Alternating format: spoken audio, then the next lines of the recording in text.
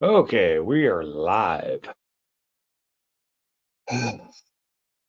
Hello, everybody who's not here. Welcome to the live. This is just a quick impromptu. Had no plans on doing this. I just, decided to go live for a few and have my tablet fall on. Good thing nobody's in here yet. See if anybody shows up. This live is only going to run for about half an hour or so, maybe 40 minutes at the most, if anybody shows up. Hey, Karma, good evening. How's it going? It doesn't even show me that anybody's up. Shell, how's it going? Nice to see you. Oh, I think my StreamYard's being slow again and not letting me know when people are in here.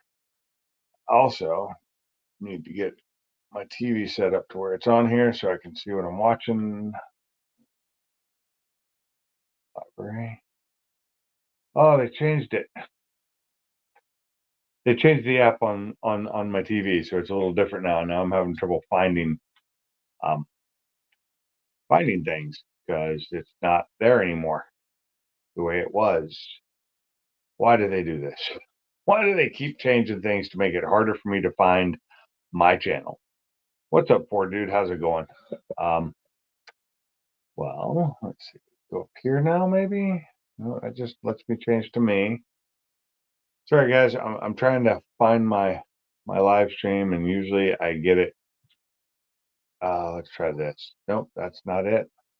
Usually I go to library and then go to my videos, and I can find it, but they changed the menu. Okay, there it is. They changed the menu on me, and that's just the way it is. Okay, there we go. Now I can see the YouTube comments pop up faster. How's everybody doing? It is what, Thursday night? I usually run. Hey, Dell's Adventure, how's it going? I usually do this, and Salty, hey, how's it going? I usually do this on Wednesday nights. I was going to do one last night, had it set up, and I didn't get home until like maybe 20 minutes before my live, and that just was not going to work for me. I needed time to sit with my wife, watch the TV, decompress from the day, because I went to work all day, and then from work I went to a doctor's appointment for the pre-test stuff for surgery, and I didn't get home until almost 8 o'clock at night. And I was like, no, I just can't do it tonight. Postponed it till next week, and no big deal. It wouldn't be the first time I've not done one. But it's Thursday night now. I do not have anything on TV, or I don't have anything on YouTube I want to watch right now either, which is unusual. Usually I find something. So I decided I'd go ahead and sitting with the wife is overrated. Actually, it's not really. I love my wife, and I love being able to spend time with her. I know you are Salty. Um, uh, I think I pinned the link to be able to come in, so it might be at the top. Should be. I think I pinned it. Um, yeah, my wife's going to be going away Saturday. We're sending her off to Texas for a couple of days. One of my least favorite states, but it's not too bad. She needs to go see her mom. Uh, Life is overrated. Life isn't overrated. Life is a wonderful gift that we have all been given.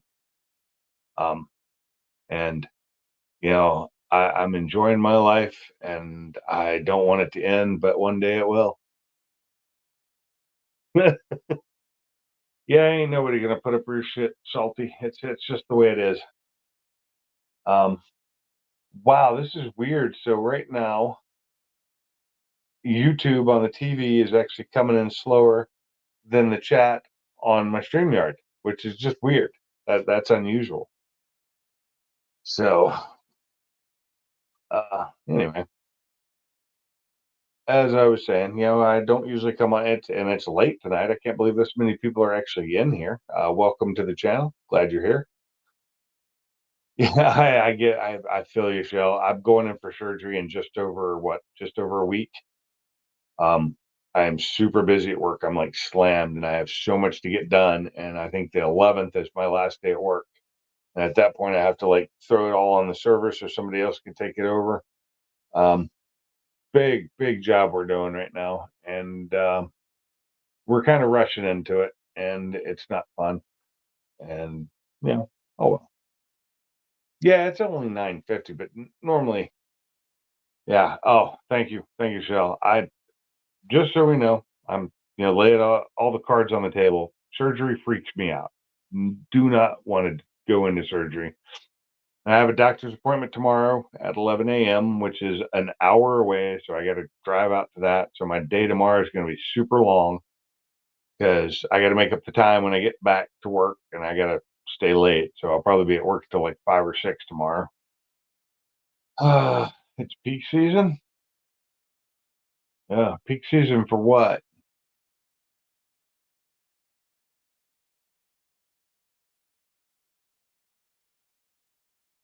And yeah, how you been, Mob? You at work right now, or are you at home? I don't know your schedule, so I'm what was I doing tonight? Oh, you work at FedEx. Oh, I'm so sorry for you. Um, nothing personal, but FedEx is the place that pisses me off the most between UPS and FedEx. And it's only because our local delivery drivers around here do not know how to read the address. That's all. They don't know what an address is. Like I had something very large delivered to the next road down, and the two road names are nowhere close, and there's not even the same house number on that other road. That's where they delivered it. And they sent me a picture showing me that they delivered it. And nothing against people. There's just some drivers that have some problems.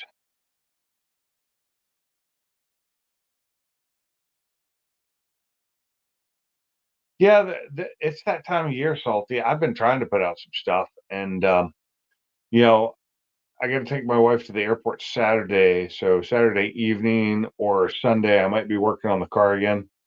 Um, I'm gonna have to get her other car out of the garage so I have a place to put some stuff. Oh, I am so sorry, Shell. I'm very nice when they do it. I'm nice when I call in about it. I just want my package. I don't really care. I just want it. Luckily for me, my misplaced package got delivered to me by by the neighbor who lived there. She looked at the address and realized it was wrong and brought it over to us the next day. It was really nice of her. And I get a lot of stuff from my neighbor delivered to me. And we have our mailboxes all have our numbers on them. I don't know how you, and it's not like they're mislabeled. They're labeled correctly. I don't know how they're putting like 2 days in a row. I got stuff delivered for my neighbor at my front door, and my neighbor was home. Ah, Franken Muth, part two. Looking forward to it, Karma. I will definitely watch that when you show it, post it up. Yeah, I got nothing. We've got no more car shows. I don't think we got any more drag racing. They're trying to finish off some of the no prep events, but I haven't heard. They did. I do know that my drag strip got the new timing equipment in, which is great. That's awesome. So maybe we'll actually get some times now. He was not able to afford to buy new boards, so they still got the old messed up boards. Uh, but I'm looking forward to next year, hopefully with the timing equipment and my car's running. If my car's running again by then, uh, and what they're doing is as they're laying out and putting in all this all the new because they got all new sensors and everything for the timing equipment at the track. They're hand measuring and making sure that their measurements are accurate so that they're 60 foot 330 and 8 and all is actually what it is because people complain saying, well, our times are different here than they are at other tracks. So they're going to measure it, make sure that everything is where it's supposed to be, which is pretty cool. What's up, Zach? How's it going? Um, but yeah, new timing equipment. It allows them. They've got a bunch of new stuff. Bama, how's it going? They got a bunch of new stuff with this new timing. They've got instant green, which is great for when they do no prep because they can do the instant green without the yellow lights coming on. Um, a lot of other things. So hopefully, maybe they'll do some bracket racing next year. But there's not a lot of people who want to do brackets at this place. Although that's what like mostly what they did where I was in Washington. Let's say Washington, right? When I was in Washington, most of the stuff I did was bracket racing, and my car's not super fast, so bracket racing works for me. And people are like, it's because you just can't race. And I'm like, you know what? It's really hard to do a bracket race and win every time, especially with a stick shift. Uh, but if you're not like a 6-second car or a 5-second car in the eighth, I can't compete with these cars here. I just can't. My car's not fast enough, and I can't get off the line quick enough. And it is what it is.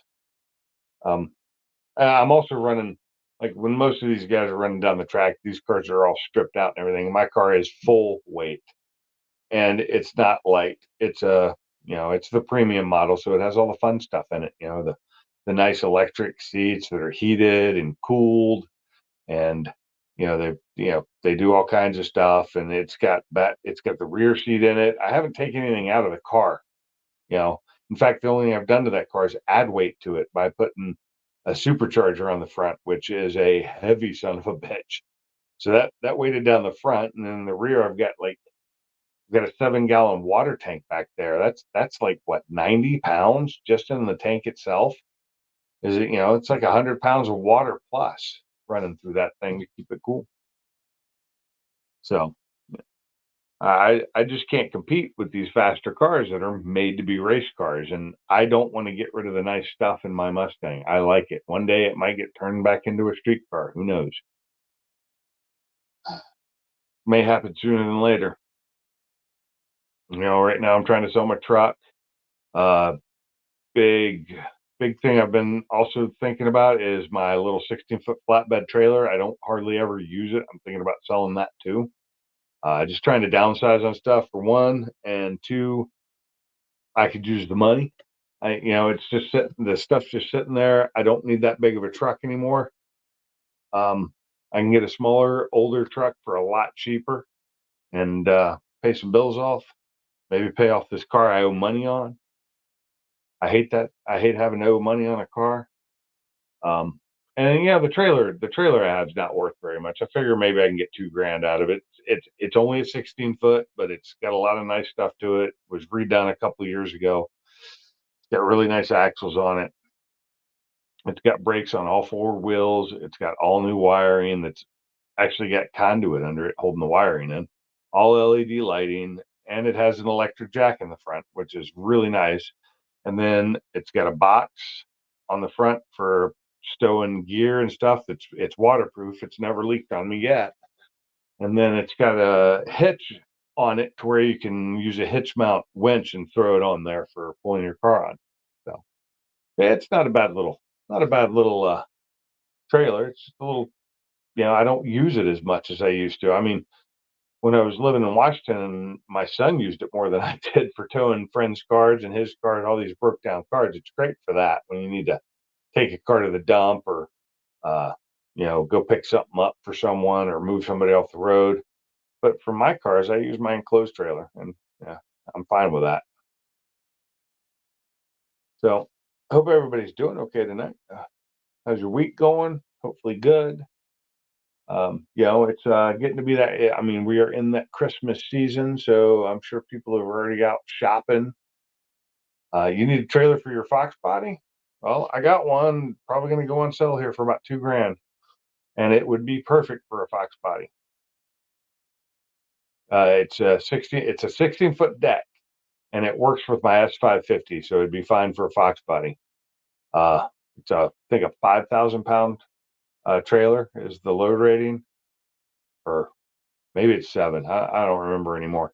I know it weighs like 1,250 pounds itself. It's an old Titan trailer. I think it's a 2005 Titan trailer. Um, but I've lowered it, and the one thing it does need though, it needs ramps. I don't have the original ramps for it anymore because I just don't have them. And the ramps I did use for it, I'm not getting rid of because they're my 7-foot aluminums.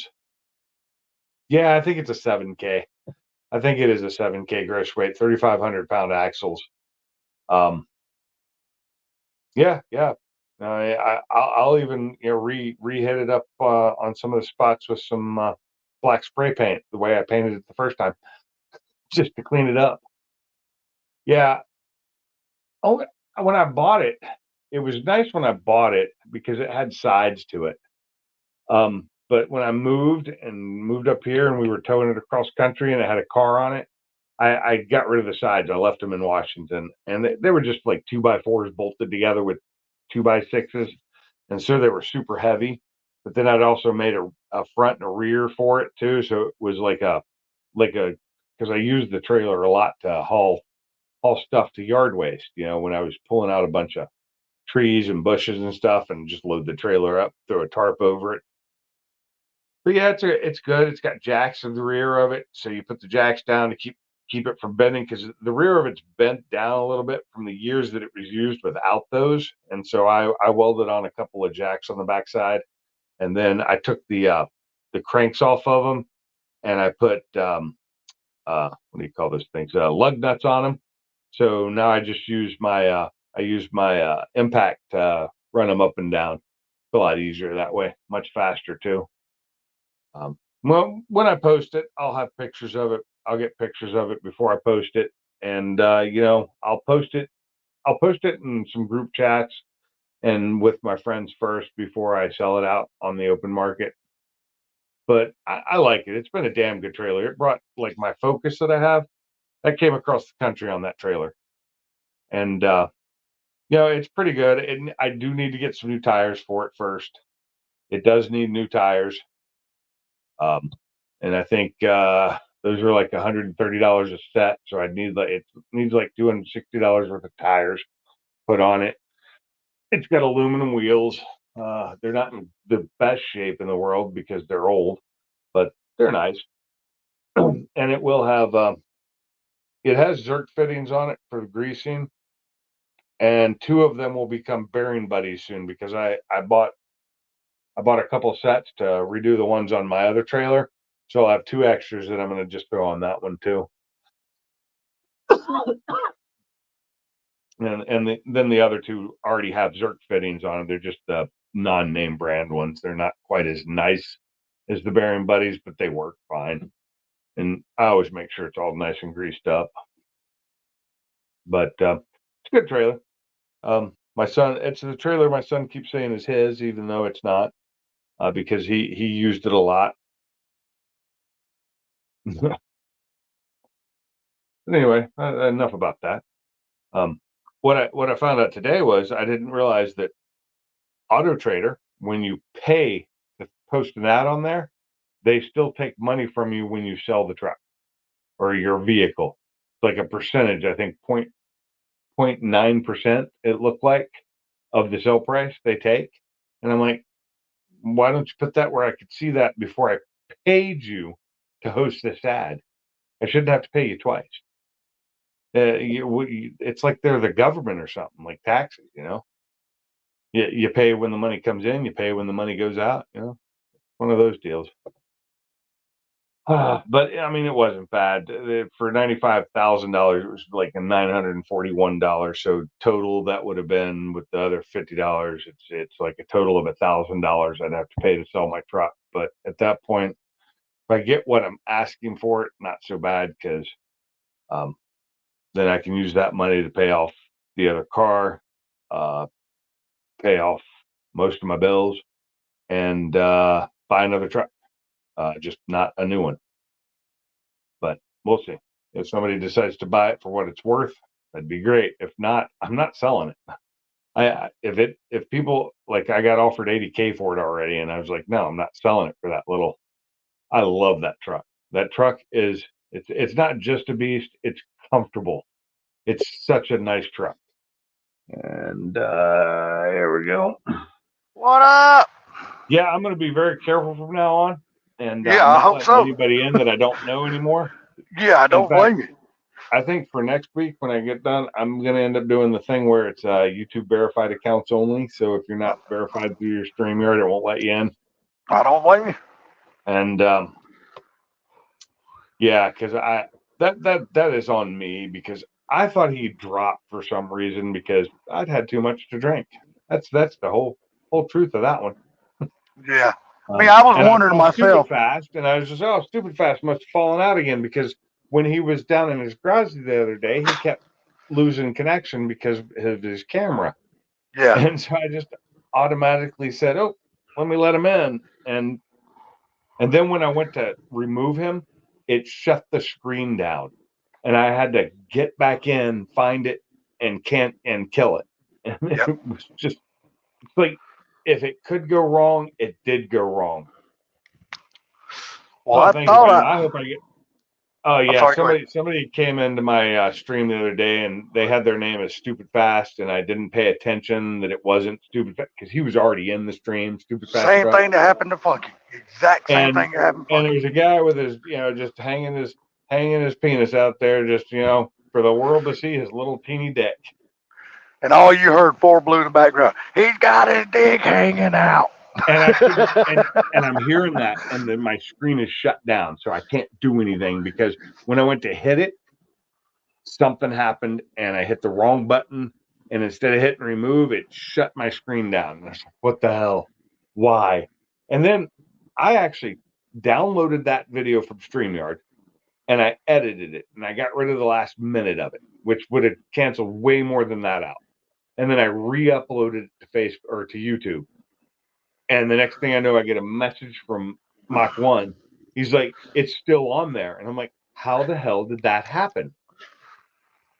I mean, how did it get back on there? I edited the video and re-uploaded it, changed the name of it, and and it was still in there.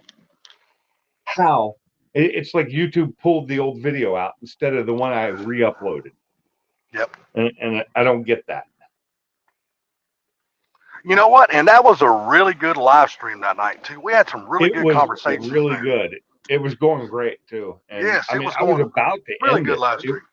We were less than 5 minutes from me ending it anyway because I needed to go to bed. But I like Shell. Well, you know it you wasn't know, it me. wasn't me. Well, we don't know it wasn't somebody That's we right. know. Well, we know it wasn't her because we've actually seen her on camera before. She's been on the Yeah, panel. I know. But no, I was going. Yeah, I I know, was Mob. going to I say something usually about don't what you said. either. I I was, don't usually let people on unless I see them in the basement either. It was an accident.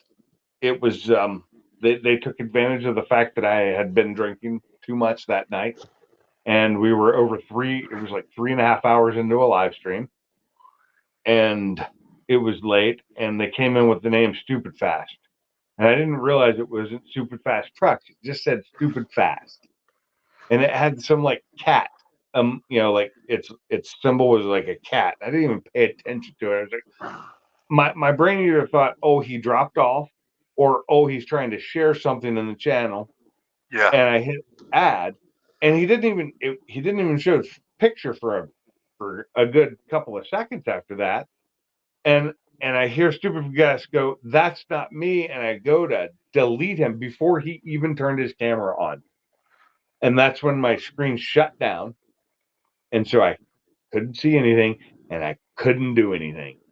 And so I See, I had to was. re-upload it, get back into StreamYard, and then I just ended the stream. I removed them and ended the stream right then, and then I went and deleted it instantly. Yeah, I was in transition coming from inside of the house outside. So I Uh, had my phone in my pocket, so I'd never seen it, but I heard everything going on. I heard Super it Fast was Truck say, just not "Hey, that's good not for me," me. and then I heard Four Blue say, "He's But I got will his say dick this: hanging out." they didn't. My channel. I didn't lose my channel. Supposedly, so far I haven't.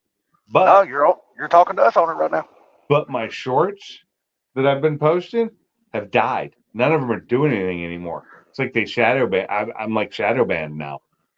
I'm like I've posted, you know, I've posted 3 shorts in the last 2 days, and their total watch time now is like what I normally get on one for all of them. Like the one I put one out 11 and a half hours ago, it's only gotten 740 views. That should normally be closer to 2,400. It's just crazy. It's just like nothing's getting seen now. They're not sharing me out, and Luckily, I'm still getting. I'm a little slower than I was last week because I'm only at 1473 subs now, and last week it took me less than a week to get 100. So I should have been at 1500 by now, but nobody's seeing my stuff anymore. And I go in and look at it to see, on the reach to see who they're sharing it to. What's up, Jacob? What up? And let's see. So this one was shown in feed to 1.7K people. Normally, it's like at this point is like 5,000 to 7,000 people that it gets shown to, and they can choose to view it or not. And this time, 740 watched it, and it's a really good video of a really cool guy who was at Jackson, who was from upstate New York with his 351 turboed, carbureted 351 Fox body. It's a pretty badass shit he did. And he's Did done Fox it all bodies ever come with the 351 stock? No, not a Fox body. So it has a 350. Now, he used to have a 347. He has a 351 in it now. It's carbureted with a blow through, but it's carbureted that was never made to be a blow through. Yeah, I know YouTube is a wave. It comes and goes, but it'd been going for me for like months now. So it kind of hurt me when it just kind of stopped. And it's like the last couple of days, I'm posting these shorts and I'm getting nothing. Like nothing. And that hurts. I really need to push people towards my long form.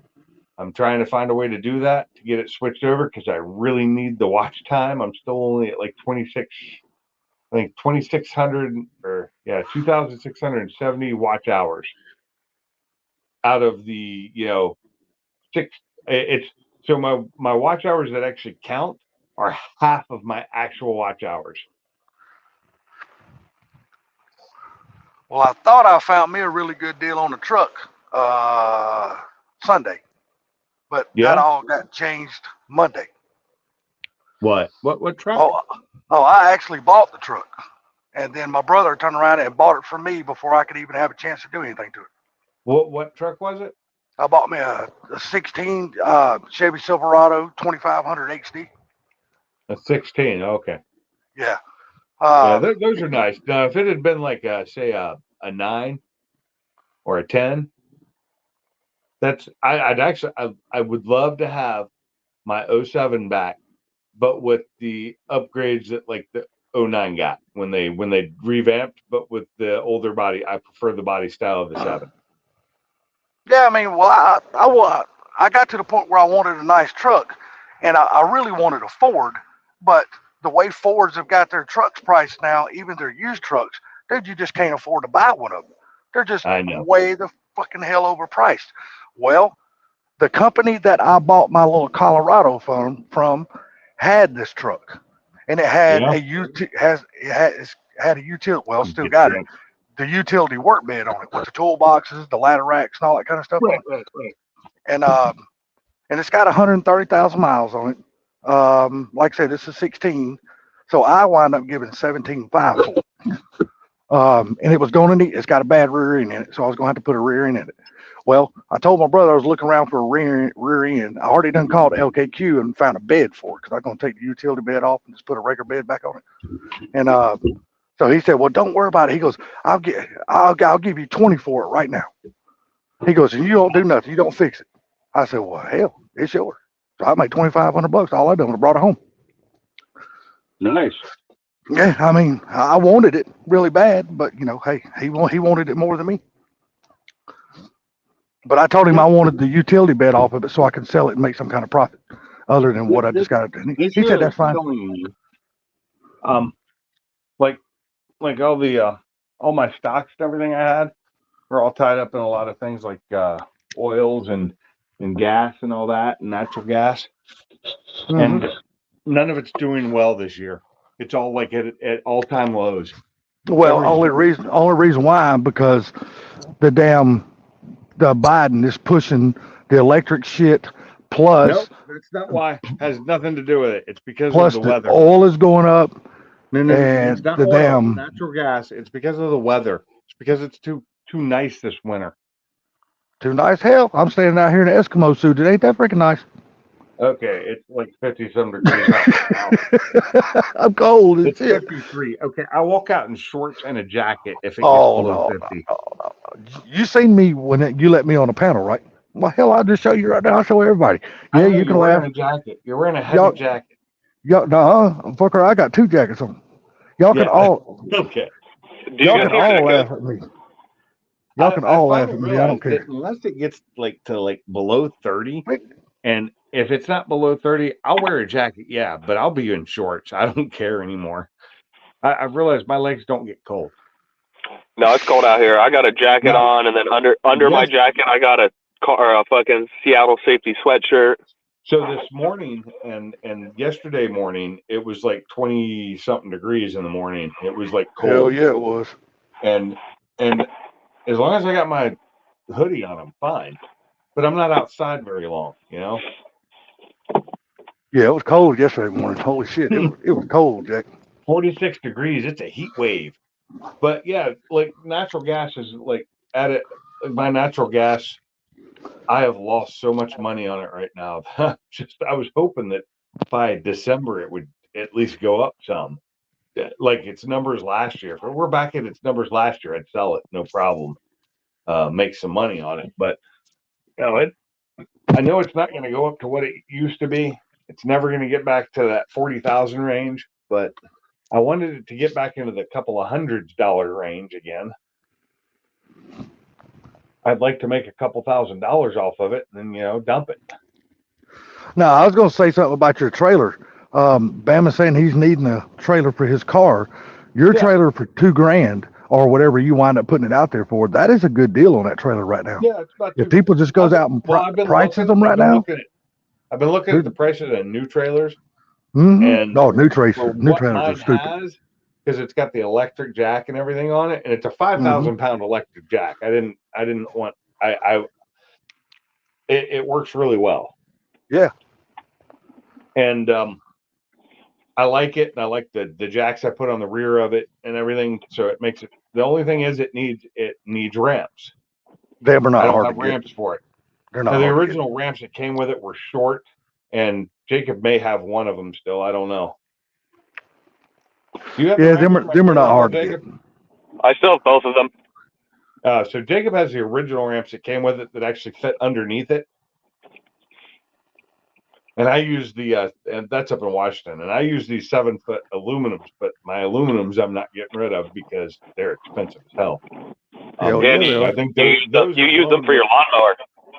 I do, and those alone were I think $800. So I'm just saying, yeah, if just Bama's looking for a trailer, the ramps themselves were $800.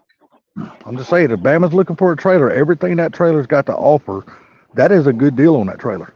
Because you go out and look at the price. You go out and look at the price of used trailers right now. I may not even price it at $2,000. It depends on when I do decide to sell it in the next couple of weeks. I got to clean it up a little bit, and I'm probably gonna throw a little bit of spray paint over some of the spots where it's come off a little bit. And if you look back through any of my old videos, you will see this trailer being used with an S550 Mustang sitting on it, and trailer behind me, no problem. Hell, he's got a 68 F100, and this is short wheelbase. It'll even fit on that truck because the wheelbase. Yep. It'll load on that trailer. Wheelbase, yeah, it'll fit on that truck. Now we've had some heavy vehicles on there before. What's the heaviest you think, Jacob? Either my Oldsmobile Bravada or Zach's 2004 Kia Sorento. Yeah, but the Sorento was only that heavy because of all the stuff that was in it, right? Yeah, I've also put a Honda Element all-wheel drive on it, and those aren't light either. And I've towed now I will say I remember towing a Blazer with it, an '80s Blazer with it, and that's when I lost one of the wheels. One of the wheels flew off of it, and that's when it got a brand new new hub put on it, brand new hub, and got all fixed up. But I didn't even notice I'd lost the wheel. A guy in a Corvette let me know I'd lost the wheel. With 3 wheels and a Blazer on it, it was still tracking perfectly. I was on Roy Y the other day. Oh man. Yeah, and can y'all still hear me? Yeah, I can hear you. I think we just Okay. lost Jacob again. He's driving right. He's door dashing again. I think. Can you not hear me? Yeah. You said you were driving towards the Rory Y and then gone. Oh, a trailer in front of me, because it was raining, lost its wheel, and I barely saw it and swerved out of the way probably like 3 days ago. It scared the shit out of me. Kind of like the way I lost my wheel, eh? Yeah, but it was right in front of me, and it went oncoming, and I'm glad that no one was coming oncoming. Were you with me when I lost that wheel? No. Somebody was with me. Who was with? Maybe it was Zach. Binks, has your trailer got fenders on it or No. not? Yeah, it was either Ari or Kaylee, because it was Ari's Blazer.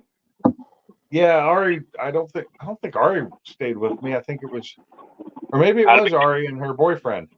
Yeah, it had to be Ari and her boyfriend or Kaylee. I think he's her husband now, isn't he? Yeah. Yeah, they got married. But it was fine. I didn't charge him anything for it. I fixed my. I was just so happy that when I got back there because I had to leave it in a place I was really scared to leave it. And when I came back the next morning, it was still there with the Blazer on it. Nobody broken into it. I was so happy about that. That's good. But I got lucky. I went to 2 AutoZones and got all the parts I needed to be able to fix it, and had it back up and running the next morning within like a half an hour or so. And it probably would have tracked home fine with the 3 wheels. It was really stable with 3 wheels because I lost the wheel before I got off the major freeway, and it's all my fault because back then I was stupid enough not to check the torque on the lug nuts. I hadn't been checking the torque on them, and I'd used it many times, and it lost some lug nuts, and it finally just decided to rip every single one of the 5 studs off when it went off. But the wheel was damaged too much, and we found the wheel. We went back and got it, and I got off the off ramp and turned and was getting onto the Highway 18 when the Corvette pulled up, was honking his horn and got our attention and told us our wheel had fallen off. And I'm like, oh, thank you. I was like, what the hell? Yeah, I had one of my tires blow out on a 42-foot gooseneck enclosed trailer I had one time, and dude, it tore up all kind of shit. I had to rebuild just about that whole side of that trailer down around the wheel well. I'm trying to think when I did that. I think I had this truck too. You did. I think. Yeah, I was driving this truck. So this truck, free wheelie. This truck didn't even know when I'm pulling that trailer on the back of this truck. I don't even know it's there. Even with a big heavy vehicle on it, I don't know it's there. I mean, I would say if you didn't have a Blazer on top of it, I would have drove it with 3 wheels. But having the car on top of it makes a difference. Yeah, exactly. But I had to go back and find the other wheel because those are expensive aluminum wheels. Well, how's the traction on your truck doing? Are you getting any nibbles or anything like that on? Nothing. I've gotten one offer the day after I posted it, and that was on Facebook. Somebody offered me, like I said, $15K lower than my asking price, and I said, sorry, too low. Not going that low. Not taking that little. If I wanted to do that, I'd just take it to a car dealer and let them screw me in the ass, So what do you have a CarMax anywhere near you? No. Okay. And CarMax won't offer on mine. They won't offer on it at all. It's commercial. Do they not carry? Because it's a commercial vehicle. Do they not carry big dualies like that at CarMax? They do not. Okay, because I've never bought anything from CarMax, so I don't know. They won't do that instant offer. KBB won't. Nobody will do the instant offer on it for you. For me, they just won't. It says sorry, we don't do that on that vehicle. It's commercial. At first I thought it was too new, but then I realized it's because it's commercial. It's a commercial vehicle. Don't you technically have to have not for hire on the side of it? Nope, I do not. Why would I? Because most commercial vehicles that aren't actually using in commercial, they put not for hire on the side. Yeah, that's when they're hauling really. Okay, so when I had the big trailer, yes, I should have had that on there. Okay. But I also should have had a CDL. Yeah. Play stupid officer. I didn't know they let me buy this. Yeah, they let me title it. All you want. They'll give you a ticket either way. They don't care. They let me title it. The fuck? They didn't tell me anything when I titled it. They didn't tell me when I titled it. Nobody Tell told you me. what, the damn cops down here, buddy, have been hot. Holy shit! Oh yeah, yeah. That's Man, everywhere. They've been like that I for don't know years. what's going on right now, but good lord, they have been hot. It don't pay to speed around here right now or break any kind of laws. Holy shit! Well, I'll try and avoid it. My wife will be in Atlanta on Saturday. She going just to the airport. Well, she'll be there for about 3.5 hours. Can say the busiest fucking airport in the country. No, it's not. It is too. I Atlanta thought Hartsfield JFK is. was. No, Atlanta is the busiest airport in the country. Okay, it may be. It may be. I can see that. It is the busiest airport in the country. Oh my God! I looked today because I was buying when I bought her tickets, and I used my miles. I looked today at Sky Miles, and because I was changing some other stuff, and the changes they're making for next year, they're just telling everybody if you don't have a lot of money, screw you. Oh yeah. What They don't even give a shit. They don't even give a shit. Oh, they're making it so much harder to attain status, and they're making it so it's harder to get into the Sky Club, which I'm sure the people with money are pushing this because they're like, yeah, we want this to be more exclusive again, like it used to be.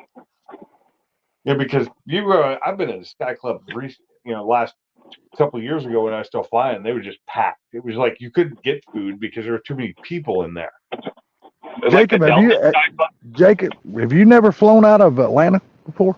I think I have, but honestly, I think Dallas. Many times I've been through Dallas Atlanta. seems busy as shit for me.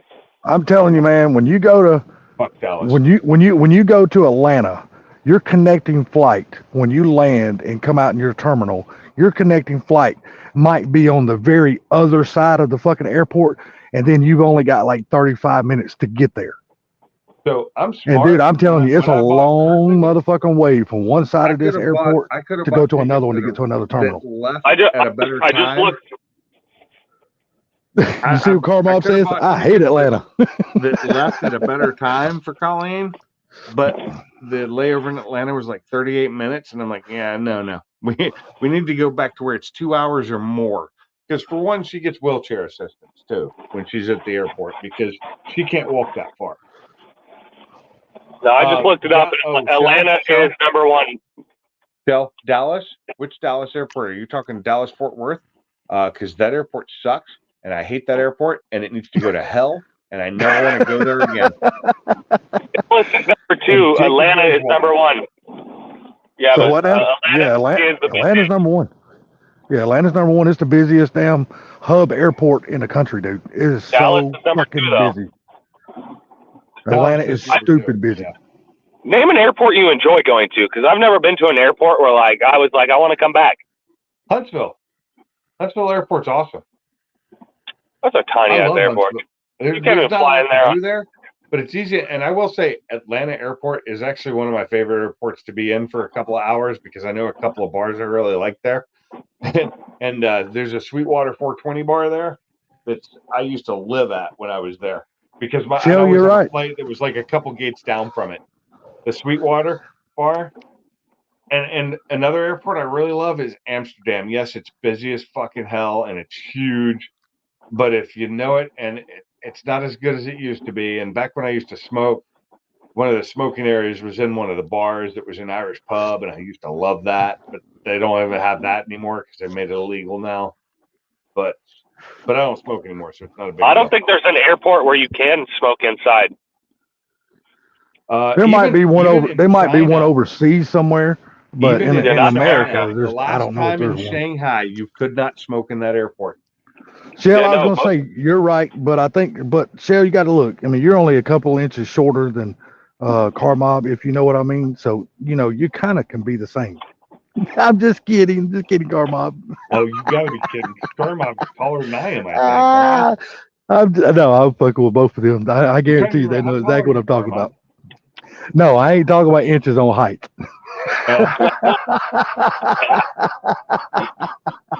The truth comes out. Yeah, I ain't talking about inches on height.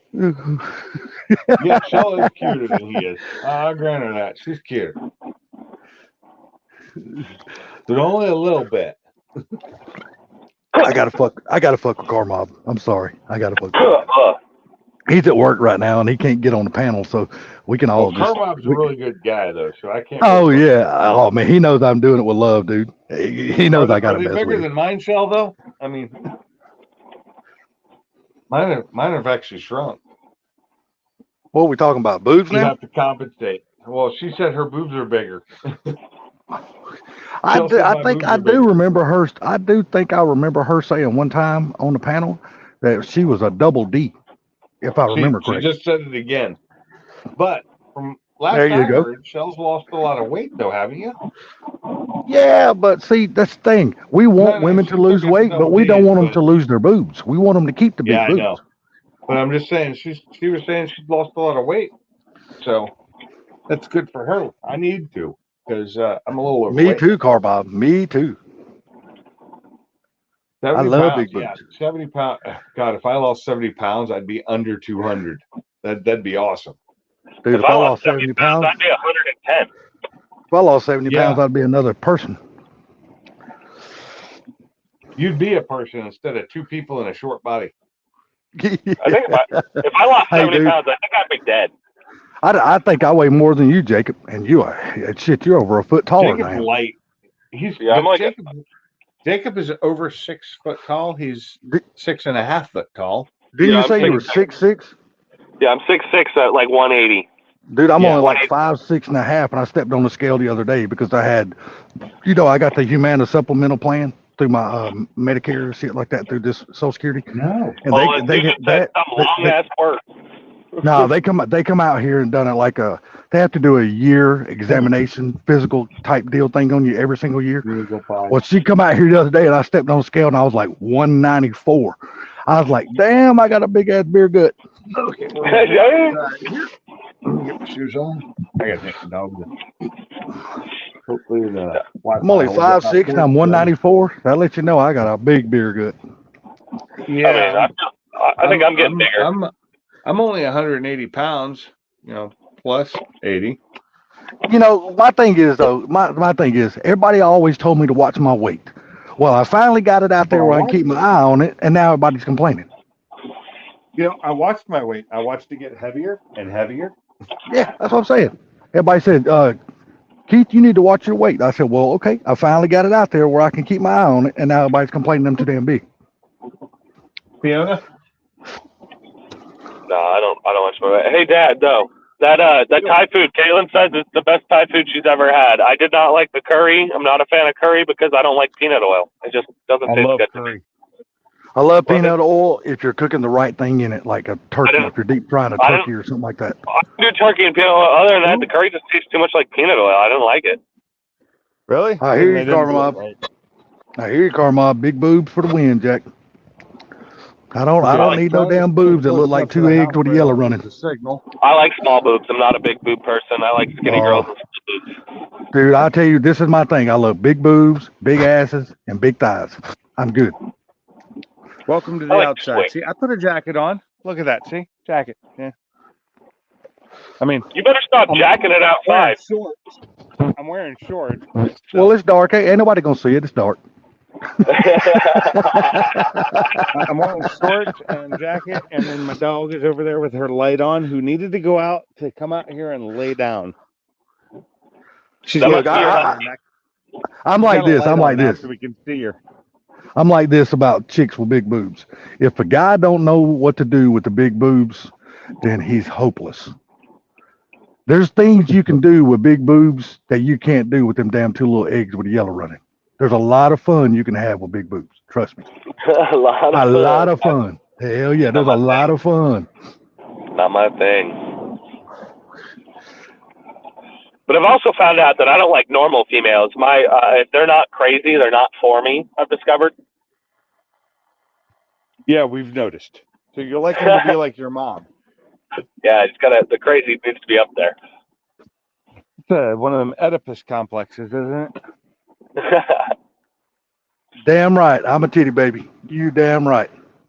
I'm a titty baby. Damn right. You call me a titty baby anytime, and I'm going to say, yes, sir. Yes, sir. Yes, sir. Oh, yeah. Why can't women be more like dogs and have like 6 to 8 of them? Come on. Look. Good sex is when you get through and both sides of your cheeks are damn bruised. That's good sex. You ain't right.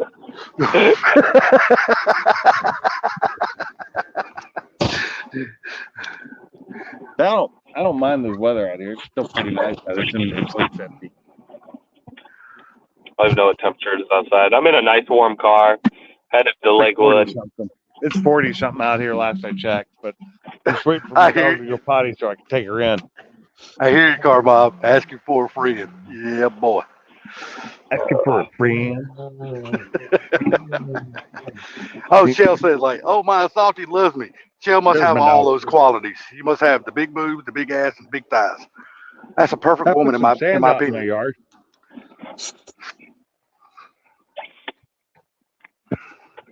Oh, Dad, to did do you? everything on my van, it's only going to be like $300. That's including calipers, ball joints, tie rods, and I new told you struts. it would be cheap. Oh, that's a Zach's work, but new struts, and I have to re-weld. I have to make a new strut mount because both the struts up front are snapped off the frame, and I haven't had struts on the front of that van in forever. Oh, Well, you know they have a cap you can put on top of that and re-weld on. It's on the bottom, not the top part of the strut. Well, at the bottom, then you just replace the strut. Where is it the knuckle that the strut goes into? Mm-hmm. I cut out. But what? Did I cut out? Did he cut out? I like Shell. I do. You're a perfect woman, then, Shell. You got all the good qualities all men like. Yeah, I'm gonna mute you guys for a second. I yell at my dogs to get them inside. All right. I cut out. Now I'm back apparently. But I'll probably do all that. I'll be getting the van back tomorrow. Yeah, he muted it. He said he's going to holler at his dog to get him back in the house. Oh. Okay, I'm back. Yeah, I heard you, Jacob. I muted myself. I didn't mute y'all. Yeah. Oh no. I Just cut out the last like 40 seconds. Yelling at them to get back inside. He's probably just like, goddamn hurt, get in the house. It's freaking cold out here. Oh no, I just have to yell their names. But I don't need to be screaming into the microphone. It's not that cold. Like I said, it's 53 out there. That's what it says. It's not that cold. I didn't really actually need the jacket, but there is a little bit of a breeze going. I don't know what it is. I just know I'm a candy ass and I hate cold weather. So, and I don't mind admitting it. I'm a candy ass. I hate cold weather. Here, Not stand it. I'm not a cold weather dude. I have sunk so low that I am drinking Jim Beam. There's nothing wrong with Jim Beam. This runs out. I have Evan Williams to follow it up. I like Jim Beam. I do not like Evan Williams. Well, I haven't had Evan Williams in so long, and it was such a cheap price. I had to buy some just to see. And if it's not that good, I'll just mix it. I had E&J not too long ago just because it was so cheap. I was like, I got to. Did you see my video on Facebook? Did you see my video on Facebook, my story about the E&J? No, I did not. I missed that one. I'll have to send you that video. It's hilarious. Yeah. But no, E&J got back. Like from a couple days ago. I'd say like 2-3 weeks ago. Oh, then I saw it. Yeah. Were you a little bit, let's say, wasted? No, surprisingly not yet. I was just having fun. Okay, but you were acting like it. Yeah, because it was E&J. Yeah. Let's see if my brother. Then I saw that one. Yes, I did. I can't stand E&J. Do not like it. I don't like the taste of it. Evan Williams, though, I don't know, and it's a brewery or not a brewery, but a what do they call it? It's a dark whiskey. Well, I'm just saying it's been around a while. It's like it's old. It's been around a long while. Some people who love that stuff. Yes, sir. But it's like 20 for a half gallon or a 1.75. It's like $29. Man, my dad used to have this friend named Leonard Woods. This is no bullshit. This dude drank a fifth of damn Evan Williams every damn day of his life. A fifth. Yeah, I used to do that with Jack Daniels for many years when I was in the Army. And dude, this dude lived till he was like 78, 79. And when he died, his liver was fucking perfect. He died of a heart attack. There was nothing wrong with his liver. My liver is not fine. My liver is yelling at me every day, going, "You need to stop." And I'm like, "Why?" No, It's I like don't. my I, it's like my I've had dad. fatty. I've had what my doctor called years ago slightly fatty liver. I've had that for probably a decade now, and it's not because of drinking. Yeah, it's like my dad died. He died of lung cancer. Um, but my dad was a heavy, heavy freaking alcoholic almost his Did, entire life. When did he he passed smoke away, he smoked like a damn freight train. like But you? he didn't die from cigarette smoke. He died from that mesothelioma shit because all the years of doing Oh, electrical work in the damn attics with the asbestos. asbestos. Yeah. Um, Yeah, that'll get you. That asbestos is a bitch. I used to yeah. work with that shit. Yeah. He was wiring houses and shit back in the damn 50s and 60s. When asbestos was the king shit for insulation. They used it in every And damn you know thing. what? If it wasn't so damn lethal, it still would be because that shit worked well. You're I, damn right it worked good. I don't think they've come up with something that works actually better for thickness. Per No, they thickness. have it. No. They have it. Now I will say that rock wool stuff, that stuff works really well. And it doesn't bother you as much as say fiberglass, but I don't think its R rating is as for the thickness. I think the fiberglass has a higher R rating because it gets more air trapped in it, and it's the air trapped in the fiberglass insulation that actually creates the insulation. Yep. But I'll tell you, the new insulation they got out now, it's the shredded up plastic bottles. I'm telling you, Yeah, that yeah, shit it's has a supposed to be pretty really, good really too. good R rating. But is that captured or is that like a blow in style? Dude, no, no, no. It's captured. It's just It's like the damn captured. pink. Yeah, it's just like the pinks owning Owens Corning. The I pink will shit. say, It's just like it. like I've got John's Mansfield, and because they don't have the Owens Corning at Lowe's here, they never Yeah, have it. They have John's Mansfield, which is basically the same stuff, but it's yellow instead of pink. yeah, And yeah. and that irritated me because I wanted the pink stuff because it's what I used in my old garage and it works really well. But this works just as fine. But I will say that yes, it's irritation to the skin, and if you breathe it, it's going to irritate you. But it's not as bad as it was, say, 20 years ago. You know, it takes a lot more of it to make it bother me than it did 20 years ago. And my skin is really susceptible to things like that. Oh, dude, I just cannot stand the pink shit, dude. It drives me absolutely crazy. Oh, I I cannot don't stand mind that it. It itchy works shit. great. And I get the stuff with the that's you got the one side. I got Hmm. the paper on it, and that's what I have in my garage, but it's yellow because it's not, you know, Owens Corning. It's the James Mann uh, whatever I just said. James, man, Um, I'm really surprised they don't have the Owens Corning there.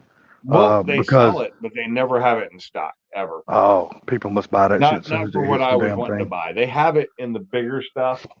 Oh, my dog's light's still on. I didn't turn that off. Hold on a second. Shell, I'm gonna tell you right now, you're capable of a lot more in the heat of the moment. Trust me. Everybody is. Yeah, I accidentally left the light on my dog's collar on. I forgot to turn it off. But when she gets out into the back part of the yard, you can't see her. Oh, I love the pink. Yes, yeah, the pink's the best, Oh yeah, yeah, yeah. I love the pink too. especially with my name being Pink. Yeah, if it's yellow, I'm running from that shit, car mob. Don't worry, I ain't It's messing with it. yellow. I'm gone. We know I was talking about yellow fiberglass insulation, not the other stuff. Oh, okay.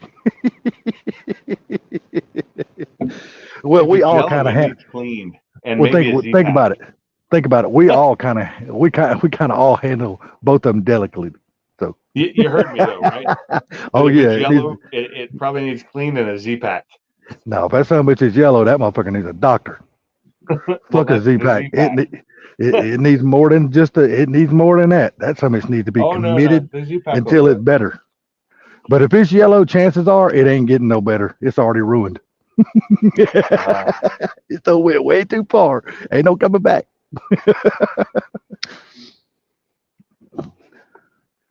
but Thank no, God Zach is not I old enough actually to have know what like the hell we're talking there's about. in my garage. There's actually in the overhead. There's 3 spaces I still need to do, and then there's two runs on the front wall that I need to do, and then I really need to change out the holders for my garage door and push it forward so that it seals a little bit more. And I've got some new seal stuff to go around that too. I need to do that because I lose a lot of the heat and cold through that front area there. Yeah. Hell, if nothing else, you could just buy the damn foam board for the time being and stick it in there. Would help a lot. For what? I mean, it would help some. I have the insulation to put in. I just haven't done it. Oh, okay. I insulated that entire garage myself. And Shell, I will agree. Upstairs was already insulated. And I took all of the sheetrock down, and it was 1/4-inch sheetrock, and I put it back up. And I insulated it, and then down at the bottom, I used some spray foam underneath to try and chill some of the water leaks that were coming in, and it did not leak water this last year because of the way I sealed it. And so I got that all done, and then I did the whole garage around. Up top, I did because there's the floor for the upstairs. I did from there over to the sides because it's open sides, and insulated that. I've got three areas left to do, and then I have 2 runs right next to the front garage door I have to do. And the only reason I haven't done them is because of wiring for lighting that's out front. I need to redo that, put it in boxes up above the wall. Once I get that done, then I can insulate it.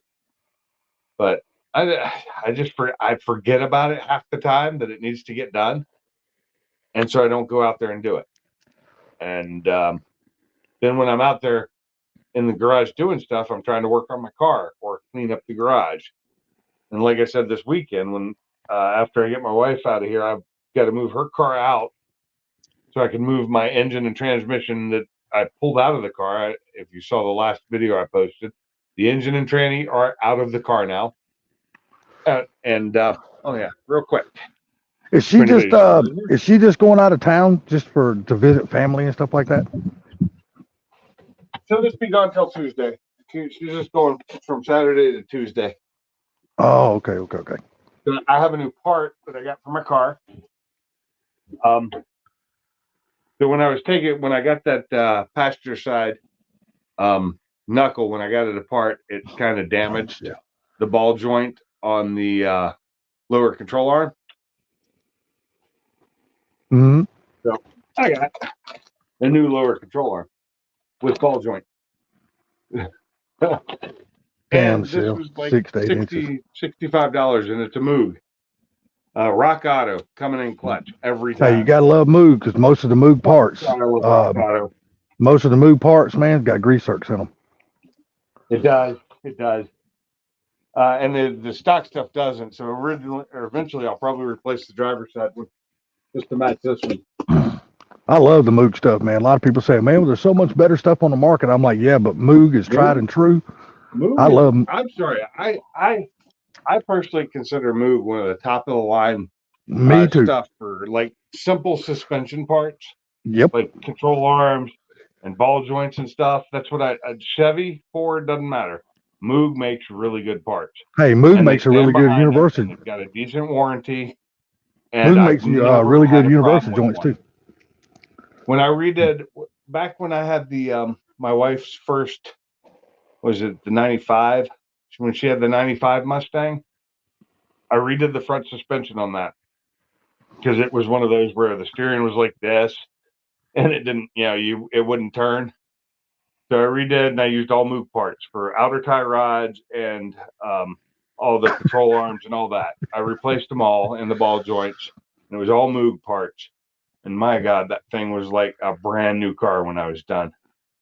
So nice. It was a pain in the ass to do, but because back then I didn't have half the tools I have now. This is working in my driveway where I had a 1-car garage that you couldn't fit a car in, one of those. And I did it out in the driveway, and it took me like 2 days to do it. But my God, when I was done, that thing drove like a dream. Like I said, Moog makes very, very good universal joints too. I've been buying Moog parts since I was probably A teenager. Yeah. That's how long they've been around a while. They're one of Damn, those companies you Bama and rely Shell, on y'all to wouldn't stand want to kick a behind the dude when he's product. damn down. Holy shit. What's that? I said, damn, Bama and Shell just got no love for me tonight. What the hell? Really? Hmm. Yeah, read the comment. They're talking to each other. They're just having fun. Yeah, but they They're got two- me in there. And They're then two young Bama's people like, having fun, making fun of each other. oh, shit, Shell's older than both of us, brother. What are you talking about? So is Bama. No, Bama's way older than both of us. Exactly. That's what it said. Two young people having fun. So actually, this is made in Canada. This part was made in Canada. I'm sorry. This part was made in China. Which even Moogs moved to China now. But That's okay. it's They can based move out to of China as Canada. long as they still put out good products. I'll still buy them. I don't care. You know, well, they make it in China, but it still has to pass their QA. That's it, and that's the thing when people talk about stuff made in China. Stuff made in China can be top of the line. It can be, as It can be long good, as they yeah. have a good QA system, and the company that's having it made there cares. Damn, Shell. I saw that. Yeah. Damn. I don't bump my face with anybody, so whatever. I like that. I'm be 60 in January and I Look still who we bump got ugly. coming in here. What up? Looky here, looky here, looky here. Finally, I got somebody that Somebody's might. looking good with that beard going on, man. I like that. You like that? I do. I think it looks good on you. My wife friggin' loves it. My daughter hates it. My wife hates mine, so I'm glad your wife loves it. Yep. Most wife loves if you them. notice, I got mine cut real short this last time because I knew I wasn't getting a haircut for a while because of surgery and all that. Right. But I'm giving myself a haircut tomorrow. I'm gonna be a bald. Gonna get this one cut? Salty, trimming your balls don't count. Oh, I know. He ain't got no hair down there. He's been bald down there since a baby. No, what I'm saying, if I could actually look take like snowflakes falling. dude, if I could actually take the hair off of my balls and put it on my head, I'd actually have some hair. What you can. What you do is you shave it off, a little bit of super glue or some Elmer's. It don't matter. No, I would do like that girl who sued. What's that? Who did she sue? Oh God, what is that glue? Shit.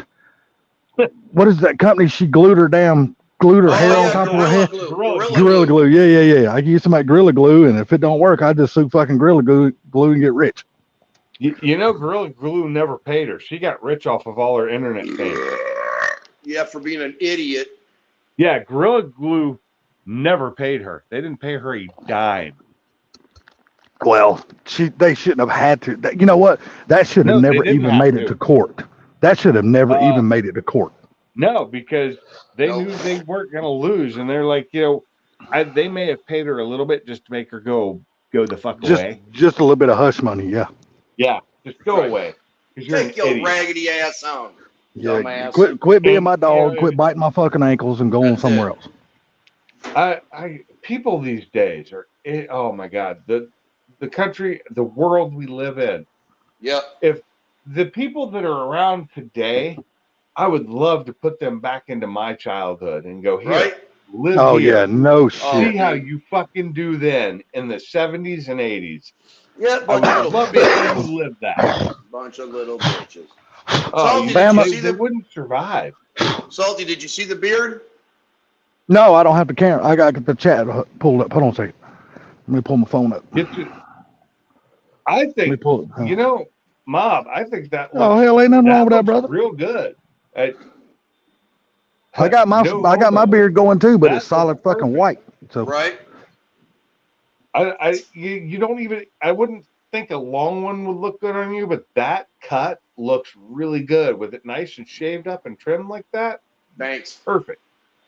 Yeah, I can't grow hair on my neck, dude. That like by my throat and stuff. That irritates the hell out of me. So I gotta trim that up. When this hair grows here, it drives me nuts. Yep, same here. I can't stand it. So even when I had my beard was long like this, There wasn't anything underneath. I was shaving it like every other day.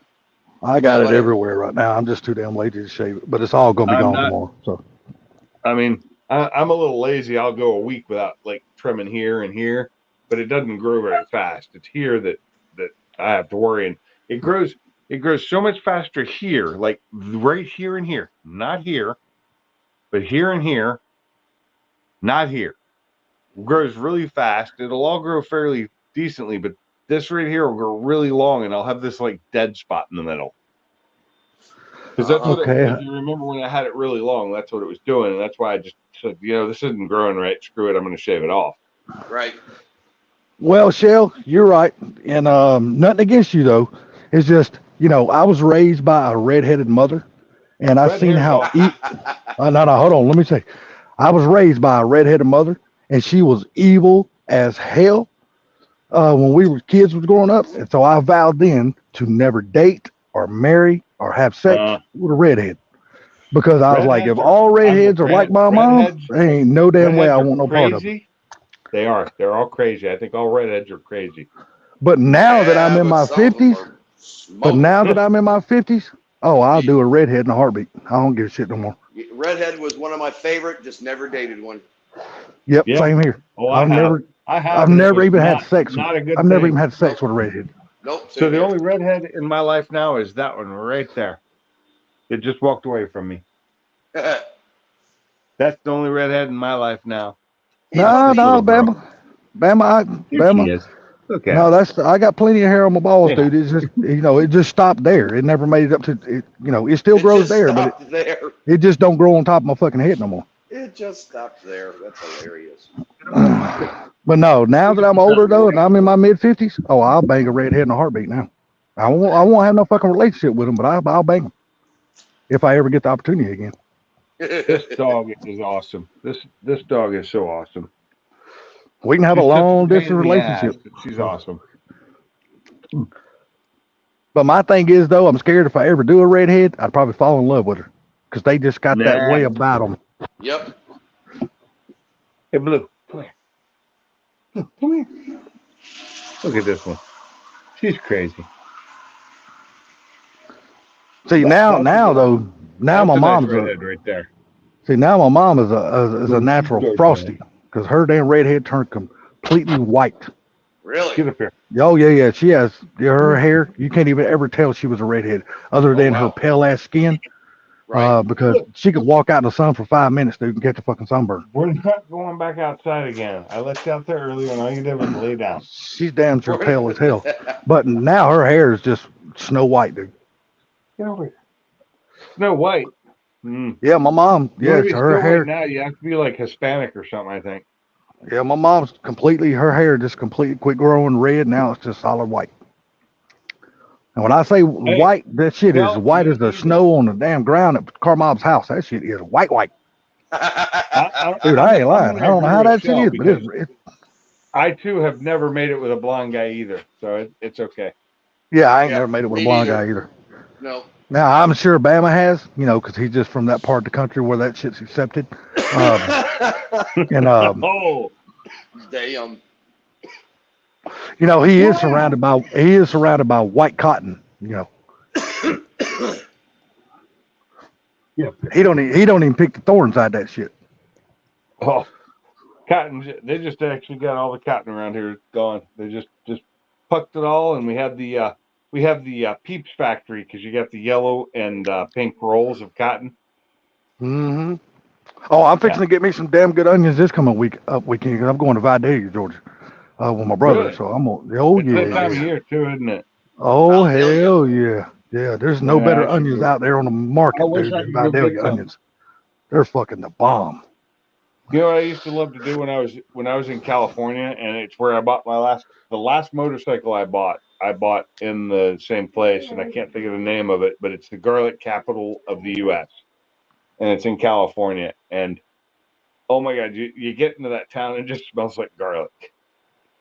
Dude, let me tell you something. I bought something the other day that I thought was completely out of season, and then the tag I see on it shocked me more than that. I bought a freaking yellow seedless watermelon the other day, and on the tag it said grown in the USA. I was hell like, yeah. holy shit, dude. I said, Greenhouse. hell, when's the last time I had any fruit or something from the damn USA that's actually grown? Usually All the everything's time, shipped but in from there's a over lot of fucking greenhouse seas. grows going on. So they get them But I so late in love, the year. if you've never had a yellow seedless What? watermelon, dude, you have got to try one. They are Hold the on. fucking best. Oh my I'm God. looking at what Shell said. What do you mean sterilize them? Why would they sterilize the tobacco fields?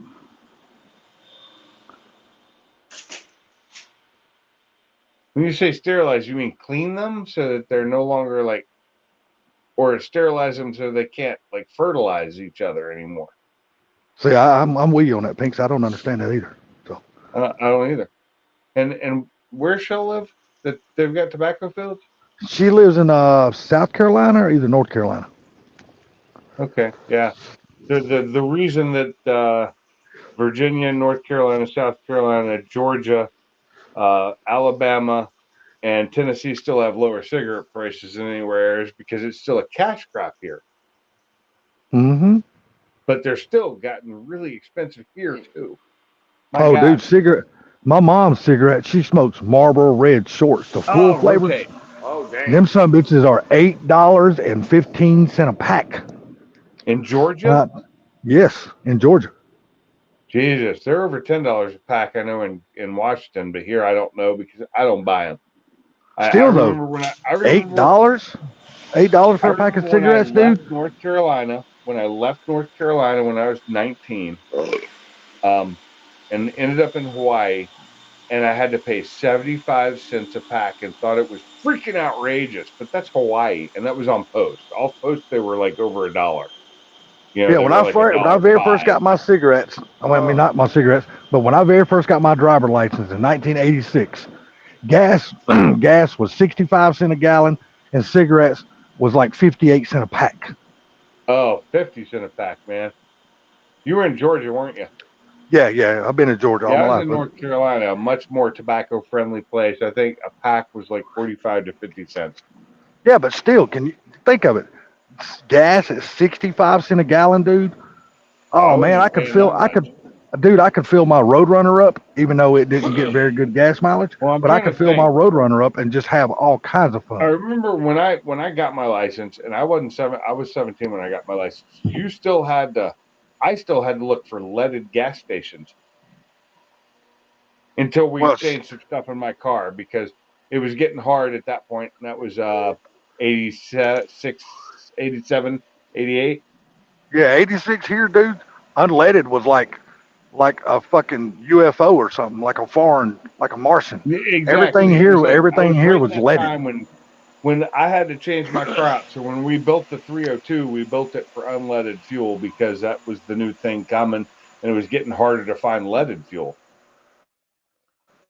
And that was like 87, 88 in North Carolina. But And I'm gonna tell you right now, cigarettes were still people. 45 cents a pack. And I remember the first time I bought my own cigarettes and didn't steal them from my parents. I ended up buying Cools. I ended up buying Cool menthols because they had a 2-pack with a lighter in it. You know, it was one of those things where the packs and the lighter were all in one package back then. This was in, oh God, this was what, 84? 84 maybe? I think it cost like maybe for 2 packs and a lighter, maybe 95 cents to $1. Zach, no. Your parents were still children back then. Yeah. Yeah, back then your parents were still children. Tobacco, Your parents probably potatoes, wasn't even peanuts, married corn, then. and cotton. Yeah. They here. I know here they do corn, tobacco, or not tobacco. They do corn, cotton, soybean, and wheat. That's what they rotate here. Well, I tell you, In my general local area. one of What's the that? biggest things that grows down there where Bama's at and lower than him, more south, is sod. Dude, you just go down Sod, through there, yeah. dude. Sod's Yeah, big sod, down dude. here. You will see I thought the they did more of that in the prettiest. Panhandle. I thought the You will. Panhandle was huge for that. I'm telling you, dude. You will see the prettiest fucking Grass. lawns that you Yeah. have ever fucking seen, dude. Just miles and miles and miles of fucking sod fields. Just Oh, I'm beautiful sure. fucking grass, man. It's a nice area for it. Yeah, because when I lived down in Gulf Shores, and then I moved from Gulf Shores over to Alberta, Alabama, dude, that was all I was surrounded by. Was nothing but sod fields. Sod fields as far as you could fucking see. They were everywhere. I didn't get her light turned on. Now I can't see it. Blue, come. Oh, I can't walk away from the house. So I'll lose my connection. Man, I'm really disappointed I wasn't able to keep that truck though. I mean, yeah, I could have kept it, but damn, You dude. could have. Yeah, but shit, $2,500 damn profit, and all I done was went and picked it up and brought it home. I didn't even touch it, clean it, or nothing. I was like, "Yep, it's yours." And then he has to go through and buy a bed for it. He has to buy a rear end and all that stuff for it. I don't have to do anything but collect my $2,500 profit and have a good day. I said, "Look, I'll find another deal somewhere else." But that was a good deal on that truck. In today's time, when trucks are so expensive, 17.5 is actually a really good deal for a 16. Trucks are really expensive still. So the Cybertruck just came out, and they priced it at $61,000. See, the only thing that I was hesitant about that truck, and I'll tell you what it is. It was a 16 Silverado HD 3/4 ton, but it only had a 5.3. I love that 5.3. That's an awesome. That's an awesome engine. I love that truck. It is, but I would have thought that heavy duty truck would have came out with some kind of bigger engine than that. A 6.0, No need to. 6.2, or something like that. They have a high performance 5.3 that has a lot more power. Yeah, well, his is the Vortec. His is the Vortec 5.3 LS. They have been forever. I had the Vortec 5.3 in my 07, and I loved it. It was a great engine. Pulled my shit, no problem. Well, I'm gonna go down there. Its problem was going downhill because its brakes sucked. Yeah, well, I'm going down there this coming up weekend. I'm gonna take some pictures of this big trailer that he bought. It's a 24-foot gooseneck. Nice. Now all he's gonna be doing is selling it. Now that's all he's gonna do. He's gonna fix the little things that it needs. He's gonna put all LED lights on it and things like that. Put new tires and stuff like that. But it's not a car trailer. It's got the barn doors on the back. If it was a car trailer, the damn thing today would be worth decent money. But it's an enclosed trailer. Yeah, oh yes. I thought you were talking about a flatbed gooseneck. No, it's a 24-foot enclosed damn gooseneck trailer. Yeah, nice. But see, I don't know. He wants me to help him try to sell it and stuff, so I got to go out and do some research and see what one of those are worth. So I don't know what one of those trailers. No, dude, he only gives $750 for the trailer. That's it. And I told him, I said, dude, you should be able to at least get $5,000 out of that trailer. At least $5,000. Easy. I would think in today's time. Or buy it he ain't sold $750. Oh, Jesus. Yeah. Yeah. I'd have bought it. It's the same dude I bought my little Colorado from. The same guy I bought the damn 16 from yesterday. And you can look up their name, Pinks, because they're electrical company going out of business. They're called Shepherd Electric. Oh, okay. So they're going out of business selling all. Yeah, they're selling all of their fleet vehicles, all of their trailers. They're selling everything. Yeah. Unfortunately, I'm broke, so that always happens. I always end up having no money when people have stuff for sale. At a really good me and my brother scooping up all kind of shit from them. My brother bought a damn 15,000-pound 2-post lift, a tire machine, a balancer machine. He bought all that shit from them. Must be he nice. got the lift. Hold on, I'll be right back. All right. I'll tell everybody else. He got the lift, the tire machine, and the balancer machine. He got all that shit for $4,000. Dude, that is a fucking, you can't even get the lift for that price. It's a 15,000-pound lift. 7.5 ton. That's a fucking awesome damn deal.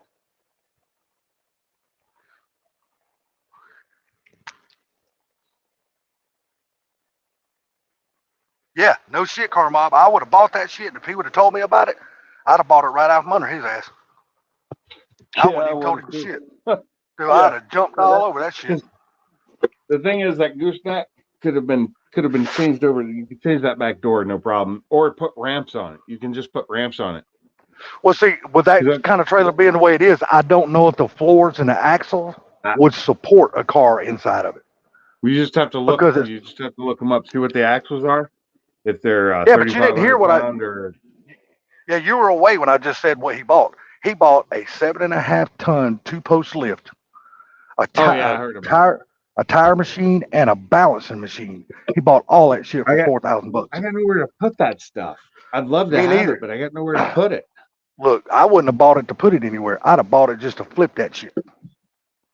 Oh shit, I'm not really big into flipping. Oh my god, Dude, you know the profits you could have made off of that shit. You can't even buy you can't even buy a 5-ton lift for that price anymore. Okay, This is a 7.5-ton lift. can you see that on my shorts there? Mm. The No, I blood? got it on the chat. I got it on the chat. My Anyway, damn phone's way over I there. just noticed this on my shorts, and I'm like, where the hell did that come from? And then I finally just realized that somehow I've been bleeding. I don't know why. Man, I cut easy. Just let your dogs lick it, dude. They'll fucking heal it up for you. No, but it's these shorts are gonna be stained now. And that irritates me. They're really good shorts. They're comfy as hell. Dogs and cats, man, if they see a cut or a damn scratch or something on you, if they lick it, that shit'll heal up in no time.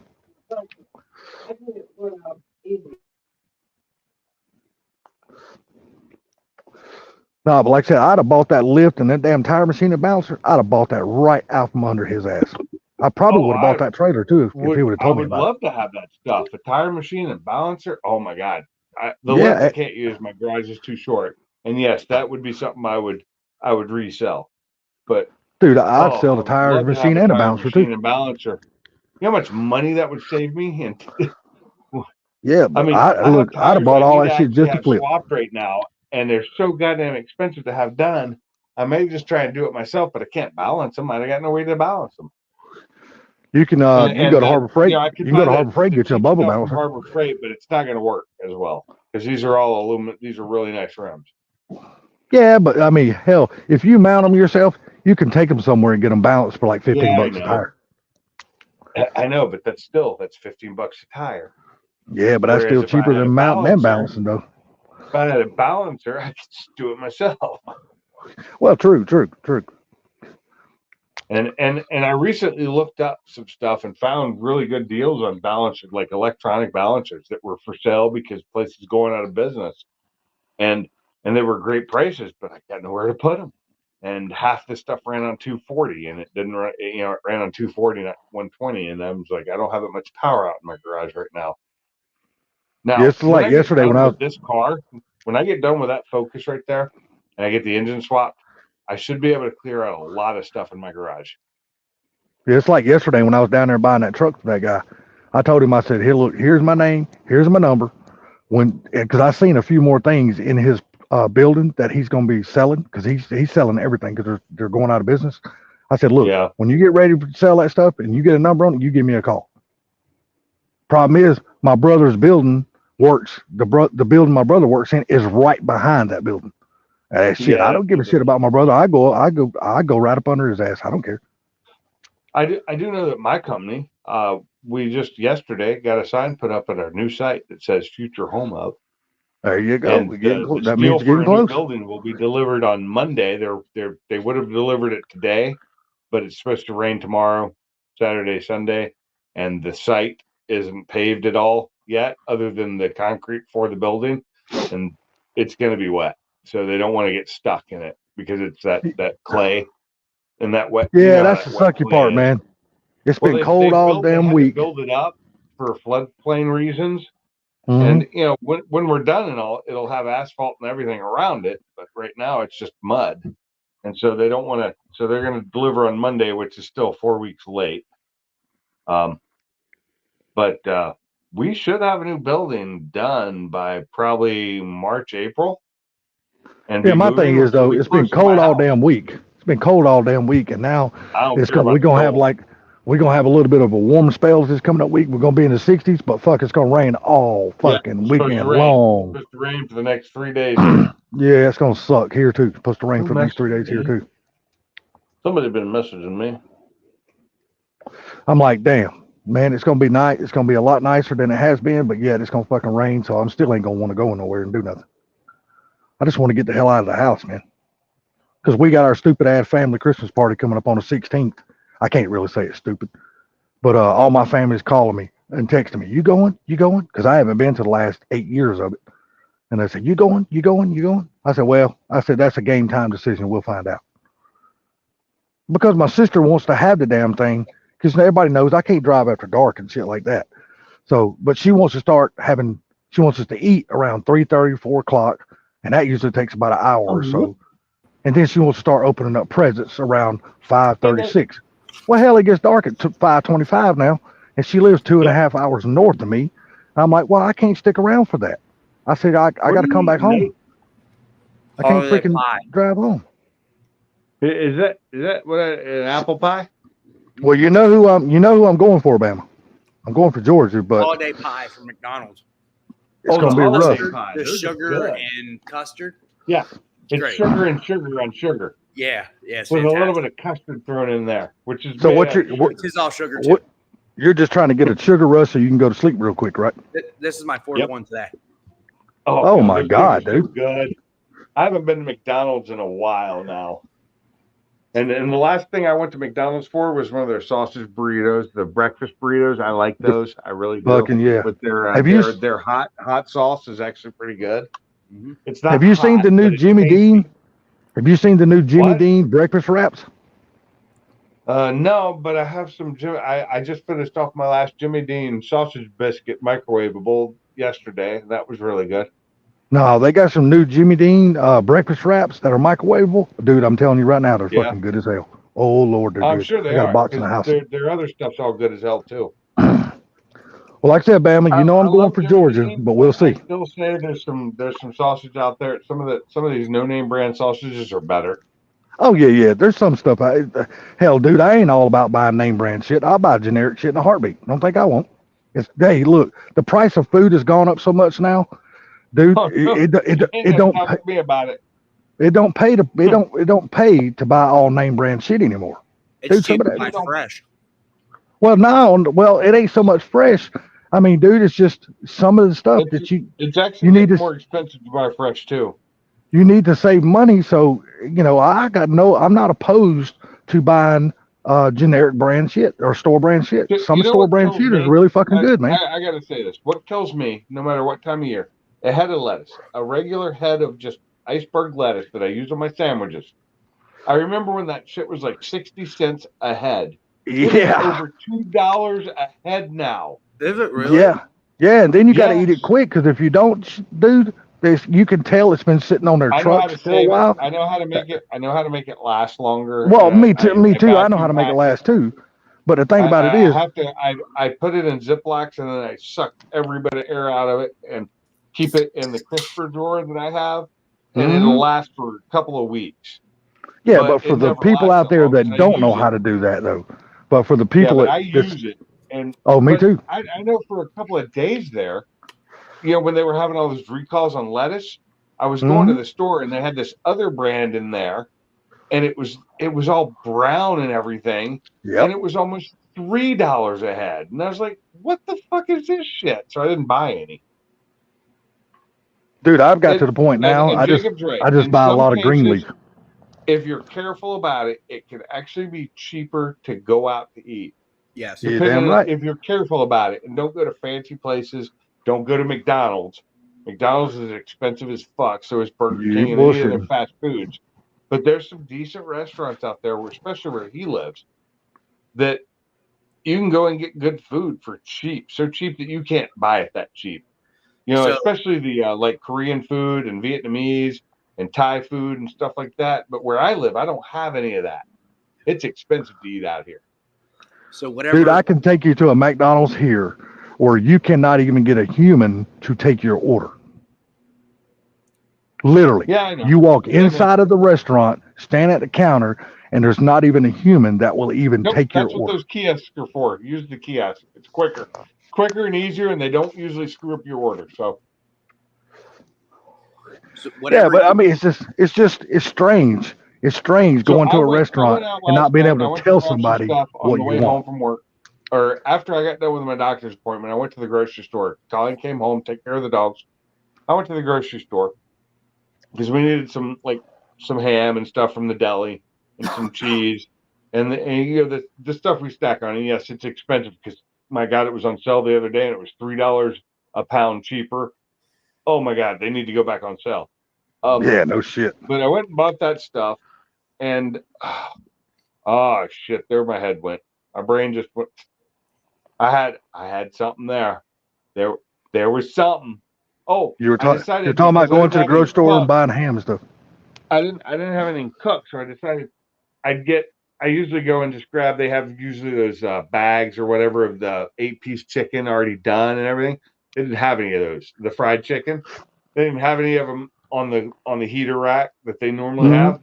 Mm-hmm. So I went and asked the lady, so how much is it for me to get like this chicken here that's fresh in the 8-piece? She said, oh, it's the same price. It's $9.99 for the 8-piece. I'm like, yeah, load it up. Guy coming behind me because I got the last, there were 3 pieces left when I got mine, and it was fairly fresh. Oh, that shit was so good. He getting all indignant and shit and mad at me because he wanted the 8-piece too. And oh well, shit like, happens. But he didn't want to wait and not be indignant before she said, we'll make more. We'll make it fresh for you. And he was he was being a little dick. And I'm like, don't get indignant with me. He was 5 foot tall. I'm like, I'm just getting my food. I was here before you. Get here faster, Yeah. I'm like, did y'all see on the news? I drove to Huntsville to a doctor's appointment and back before I went and did all this. Did y'all see on the news today what this fucking country is coming to? No. Yeah, they Don't fucking watch the news. Dude, they were doing the Christmas tree lighting at the Rockefeller Center in New York. Yeah. Where protesters stormed that son of a bitch and burnt the fucking Christmas tree down. Are you shitting me? No, that shit was all over the fucking news, dude. Oh my God, did you hear my wife? I wouldn't shit you. You're my favorite turd. No, the protesters stormed the fucking Rockefeller Center and burnt the fucking Christmas tree down. You know what I'd have done if they started doing that and I was in charge? You know what I'd have done? I'm not going to say it because that'll get me in trouble. But you know what I'd have done? I'd have been like, light them up, guys. Light them up. I'm like, I was asking myself, I said, what in the fuck did an innocent Christmas tree have to do with anything? That's right. That's the word you have to use on YouTube. I would have had them deleted. I I'm would just have saying, deleted every one of them. What in the hell did an innocent fucking Christmas tree have to do with any of that bullshit?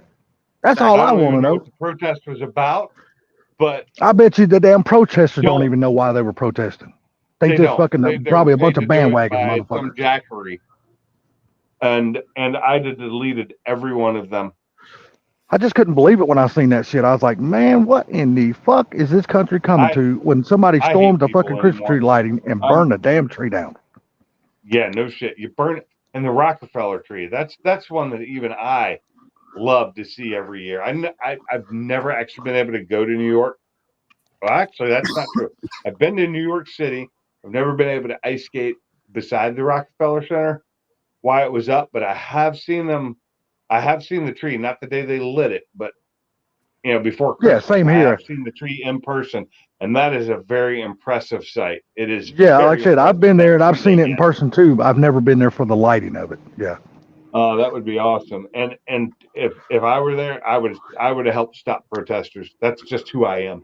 Dude, they were so damn many of protesters out there, dude. You wouldn't even have had a chance. Because I believed in something, and that something seems to be going away.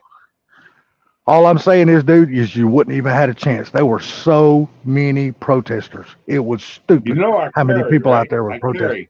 I carry. Oh, I carry too. I carry too. Don't think I don't. I don't leave my house. Dude, I don't even walk my dog unless I'm carrying. Because, there's some crazy ass people out here in this world. Hey, 30 minutes, hour and 30 minutes car mob. What's the difference? I know an hour. Hey, look, man, we're all having fun. It ain't a big live stream, but it's a fun live stream. I'm actually glad you went live. When you didn't go live last night, I'm like, no, this is like the 1 week I need him to go live. Dude, I was looking for his damn. My son messaged me too, and he was like, "What the hell?" because Dude, I got his notification on here last night. I got his notification yesterday, and I went back and I was waiting around till like 8 o'clock, 9 o'clock my time. I'm like, well, Pete's gonna be going live here in a minute, and then I went and looked at his fucking notification. It's for next week.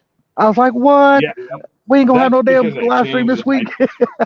I got home so late last. Like I said, I went to work all day. Got off work. I had to drive to Huntsville, go to a doctor's appointment, drive home. That was over 3 hours right there. I had to drive back to work to drop my wife off to pick up her car to go back home, take care of the dogs. Hey, Maniac, how's it going? What's up, Maniac?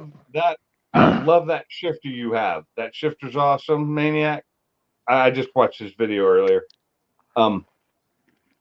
He's got a Motion Raceworks shifter now, and it's pretty badass, and it looked really nice the way it was working.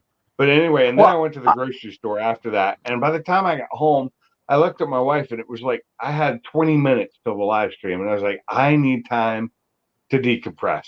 I need time for me. Absolutely. And so I went I edited my live stream to be next week, changed all the numbers, all the dates, and changed it from 2 weeks to 1 week for surgery. Changed all that, and then I went and did a community post and said, sorry guys, I don't have time tonight. I'm tired. Well, I was going to ask you something. I know you've been wanting a turbo 400 transmission in your car, but how much would it be, just financial? How much would it be? No. You ain't let me finish. You ain't let me finish. How much would it be to go from what you have to like a built 6R80? Because 6R80s can handle a lot of fucking power. Okay, so to go to a built 6R80 would actually cost more. They're over $9,000. Yeah, it makes more sense. So no matter what, it's a drive shaft, it's a torque converter, it's a computer change, and for me, it's a computer change. So a 6R80 for me is a complete computer change because those are controlled. Whereas a TH400, I don't have to worry about the computer. I'm just selfish.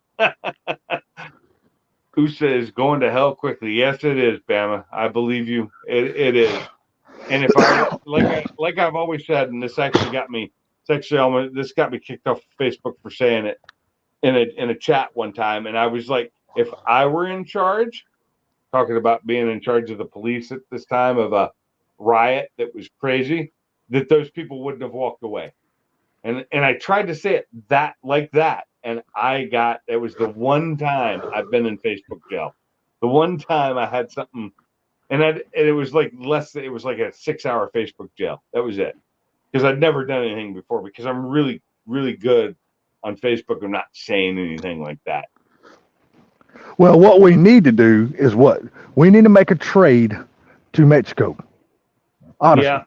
We need to, honestly, hear me out. We need to make a trade to Mexico because we can get all kinds of good workers from Mexico. They have a lot of good stuff down there. We need to help them revamp their agave fields because they are dying out, which means that we're going to lose. Yeah, but that ain't what I'm talking about. What I'm talking about, we need to make a trade with them. We need to go down there. We need to find something that they need, and we need to buy about 200,000 fucking chihuahuas, the little mean motherfuckers.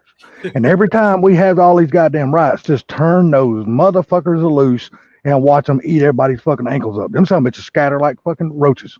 They get the hell out of Dodge. I doubt it. The chihuahuas don't scare me. No, but they scare all them other some bitches.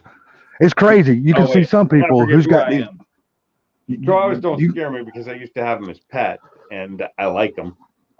Me too. But what I'm saying is, I had them as a pet because they were my girlfriend at the time.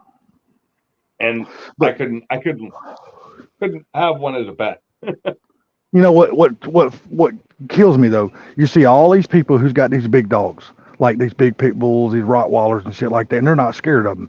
But you bring a pissed off Chihuahua around them, dude, they're terrified of a pissed off Chihuahua. Yeah, they're like little motherfucking Tasmanian devils. The people scared the hell of them. I can get you a pissed off German Shepherd that you'd be afraid of. I've had one. That's all we had growing up was pissed off damn German Shepherds. Mine is the cowardly lion, but I've seen and had friends with the pissed off German Shepherds that you'd be afraid to walk up to, even with their owners standing there telling you it's okay.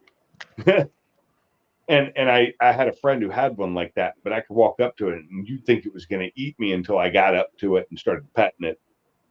Well, that's the way we was with kids. That's the way we was with kids. Without the owner there, I would never do that though, because this was a very well trained German Shepherd. Well, see, that's the way it was when we was growing up as kids. My father, he loved German Shepherds, but 100% they were outside dogs. He did not allow them in the house. Now, look, it doesn't matter how cold it fucking got outside. They slept outside in their doghouse with a 100-watt light bulb in their doghouse to keep them warm. My dogs live inside. Hell, they fucking take over our bed. Yeah, but you got to remember, this is back in the 60s and 70s where most people kept dogs outside. So I don't keep dogs. Wasn't a whole lot of this letting big dogs inside the house. Our dog, I have never had a dog that lived outside ever. Well, you know, when we're kids, when we're kids and we don't get to pay the bills and we don't get to make the decisions, the dogs were outside. But we always had little pickapoos inside the house. Our dog lived inside. Every dog I've owned since I was 2 years old has lived inside. Well, it was funny because my dad wouldn't let the big dogs in the house. We had big German Shepherds in the yard, which nobody was allowed to come in our yard because our dogs would eat your ass alive. They only loved us. But then inside the house, I remember a time. So when inside the house, we had pickapoos. When my kids were babies, or actually Jacob wasn't. I don't think Jacob was born yet. When my daughter was a baby, like a literal baby. Like less than a year old. We lived in a split level house in Tacoma, Washington, up on Browns Point area. And we had a neighbor a couple doors down that had a pit bull. And we had two golden retrievers, male and female. And the female was pregnant, was going to have a litter. And after that, we had them fixed. But the reason we did have a litter is because they were show dogs. And I knew people, we gave the dogs away. We didn't sell them. But we knew they were going to be nice looking dogs because they had show dog lineage on both mom and dad. And I was sitting there one day and the neighbor's dog, their pit bull, got out, jumped over our fence into our backyard and started to attack my dog, Simon. Right. And our female was pregnant in the backyard, and because they were out during the day. And I remember running down there in my tighty whities at the time. That's all I had on. Ran down there, grabbed that dog, picked it up, bit it. I bit the dog because it tried to bite me. Threw it over the fence, back, and its owners are standing there looking at me like I was the worst person in the world. And this is literally 27 years ago. And they're yelling at me for that. And I looked at him and said straight up, if your dog comes into my yard again, your dog will never leave my yard. We called Humane Society. We called them or whatever it's called, and they came out and they gave them a fine and everything, and told them if their dog got out of their backyard again, it would go to the pound. No questions asked. Could probably be put down instantly because it was a very aggressive dog.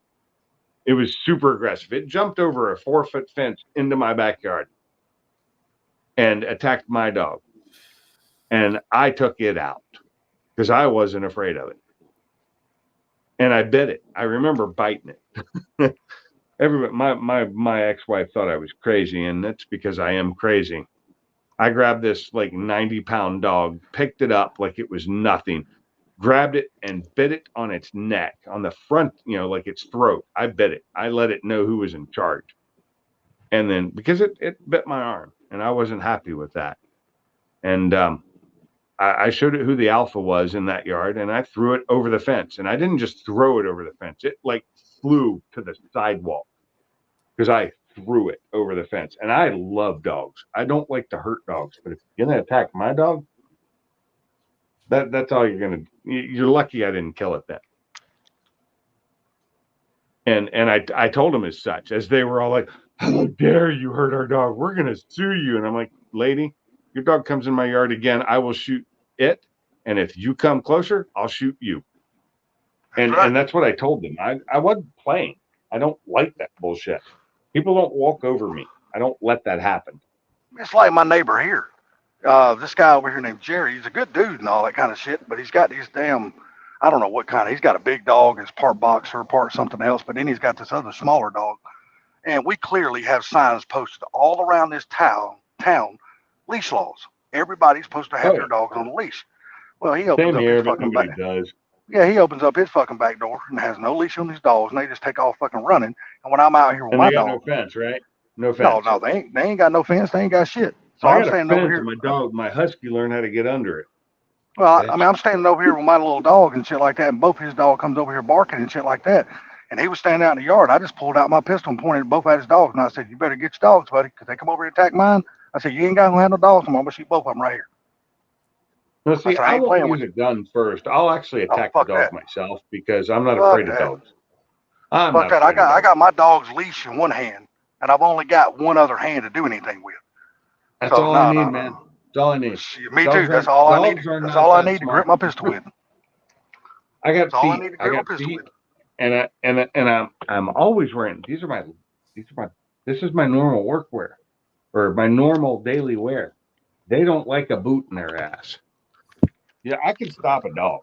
I've had to stop many dogs attacking me. I know how to stop them. And if they're male dogs, you just kick them in certain places, and they'll stop just as quick as you will. Well, I mean, I told him, I said, "Look, dude, there's clearly signs posted all around this town Oh about yeah. leash laws." I said, "You Well, don't have a fence." they don't I have that said, around "You here don't because even this is think a small about putting town. up a fence." I said, "You work for fucking Delta. You make all this fucking money. Your wife's got an awesome job." I said, "Plus, you're 100% disabled through the VA, so you get the max money that is fucking tax free. Put a fence up. That you don't even have to. Even gets almost $60,000 a year that he don't even have to pay fucking taxes on.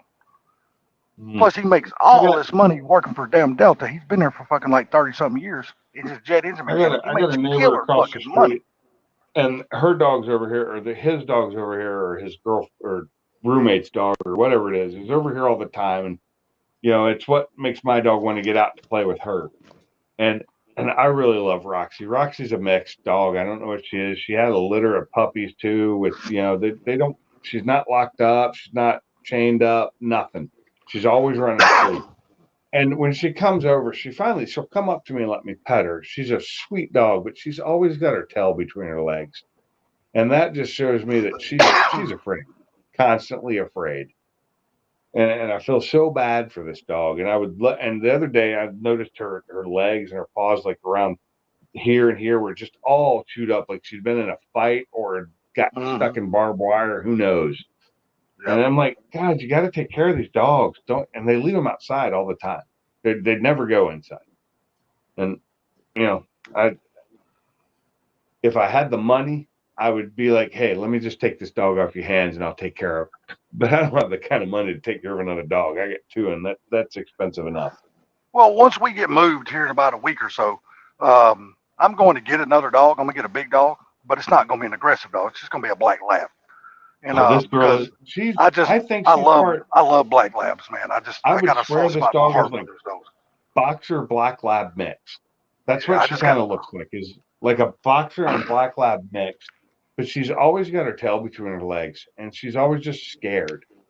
And I feel bad for her, I really do, because she's a sweet, sweet dog. And for the longest time, she wouldn't even come up to me. She was always too scared. She'd like jump away if you tried to pet her.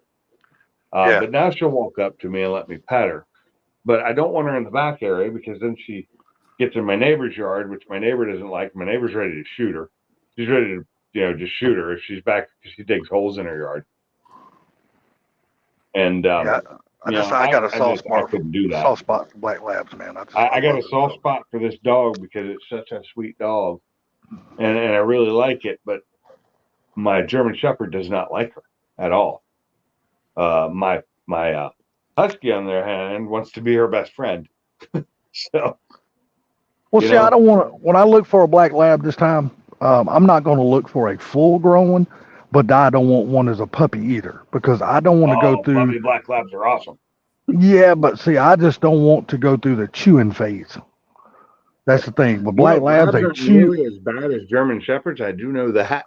I've had both. And black labs will chew on every fucking thing in their house. Is Kinsey, my best dog, the black one I had, the black German Shepherd. She was black lab German Shepherd mix, and she chewed a hole in the back of her couch. That's what I'm saying. I don't want to go through that stage. So I'd like to have I one maybe understand that's maybe A about year old. 8 months to a year old, something like that, to where it's I prefer to get one that's already house trained, but if it's not, that won't be a big deal because I'm gonna have plenty of yard for it to run in and a doggy door, so that won't be a big deal. A couple little kicks in the ass, he'll be fine. I mean, not hard kicks, you know. Shell agrees. My black ab ate my couch. Yeah, mine did too. The back of Yeah. my couch was gone. That's why I don't. That's why I don't want one as a puppy face because She when they're was great, puppies, though. dude, they will eat everything. So when I got Kenzie, she was this big. She was literally that big. And she was my favorite. I've had many dogs, and I love my dogs I have now. I've loved my dogs I've had back then. But Kenzie and I were like, and she died at 7.5 years old, which was just, it killed me. It like pulled my heart out and stomped on it. Is that She the was young. Pomeranian? No. I love Fozzie Bear too. He was awesome too, and that hurt. But no, she was a black lab German Shepherd. She was a black German Shepherd, but she looked like. She was my girl. There was this dog right there. If you look at the camera, you'll see her because she's on my phone. But she was an awesome dog, and I'll never have another dog like her. Just won't. And as much as I love these dogs I have now, just something that she was my girl, and never get another replacement for her. Well, see, the reason why I like black labs so much, man, because they're clumsy. And I just love clumsy ass dogs. For some reason, I just love clumsy ass dogs. And not clumsy. She's just a bitch. well, you know, black labs around 8 months to a year old, they're still clumsy as shit because they got these big old damn feet, and usually they have long ass tails, and they love chasing their fucking tails. For some reason, the labs just love chasing their fucking tails. Fiona did that a lot too. Our German Shepherd, she used to do that too when she was younger. She used to love to chase her tail, and she got the big ass feet, but then she grew into them. Unfortunately, she ended up. She was at like 90 pounds for a while. We got her back down to like 80 now. Australian cattle dogs are fun too. Let me ask. You have a dog, Nate? No, I had one dog in my life, and I won't have another one. Okay, you're fixing to ask us. What would you gonna ask us, Nate? Well, it's changing the subject, so I didn't want to interrupt anybody. Oh, you're good, man. Subject. Subject before I get sad. I have made the decision that I've got to probably do something about a company vehicle or a vehicle for myself because that's all I have other than the boss. And I might be in jobs where I lose my company car. So I have to have wheels. Toyota, man. Get your Toyota, get that best resale value on the market. No. So I'm not. I've had a Toyota. They're fantastic. I had the same thing Brailsford has. I had a Sequoia, the same. I think his is the same year. Mine was a limited, so I had leather seats. Well, that's the problem. It was a Sequoia. You need like a Camry. Shit, you need a fucking RAV4. I'm telling you, they're good fucking vehicles, man. You need a Mark I Focus wagon. Because my brother, I have one of those saved. Check this out. I love those. That was my first. It was maroon red car I ever bought was a Focus wagon. I was like, dude, they still exist, and it's in nice awesome. shape. Here's a 2000. It's a 2005. Is that a Mark I, or is that a little? Yeah, that's the end of the Mark I's because they only made wagons in the Mark I's. We didn't get the Mark II wagon. That's a 5-speed. That too. Is nice. It's a 5-speed too. Yep. So it doesn't have that crappy automatic in it. Yep. Yeah. And they had crappy automatics even in the Mark I's. I mean, look at the good automatics and crappy ones. How many miles does this vehicle look like it has on it? That one looks low mileage, like maybe 150. 140. Look at the interior. Looks like brand new still. Oh, yeah, it's clean. That thing's good. If it was taken care of and it looks like it was, that thing's got another 50,000+ miles on it if you take care of it. Well, but you're talking about changing jobs. You're talking about changing jobs. Are you not going to be in the ultrasound business no more? So I would be looking to move into a biomed position in a hospital, and they're wanting to hire me as possibly biomed for ultrasound and be a lead, and possibly move me into a supervisor's position. So less travel, more Is that money. still up there in your Less area? travel, at least the same money. I regain my life back. I don't have to deal with my company emailing us all throughout the day from 6 a.m. to I don't know 10. Right. You have a set period Yeah, of work. I can't leave my work. That's actually not a bad idea. But a car like that, how much are they asking for that? $3,400. Oh, that's actually in not a bad. Heartbeat. I would That's buy not that in bad. a heartbeat. I loved my I had what year is that one? 05, right? 05. So mine was a 94. I had the 94 Focus wagon. First new car I ever bought. Mine was a 5-speed. It was green. It was slightly different looking because they did slightly change the body. Yep. In those years, because that was the end of the Mark 1s. The Mark 2s came out in, I think, 07. I think. But I know they discontinued the wagon here in the U.S. and it sucked because I like the wagon. My friends always called mine the Green Bullet because of the way it looked from up top, and it was green, and the way I drove it, mostly the way I drove it. So you drove the shit out of it, huh?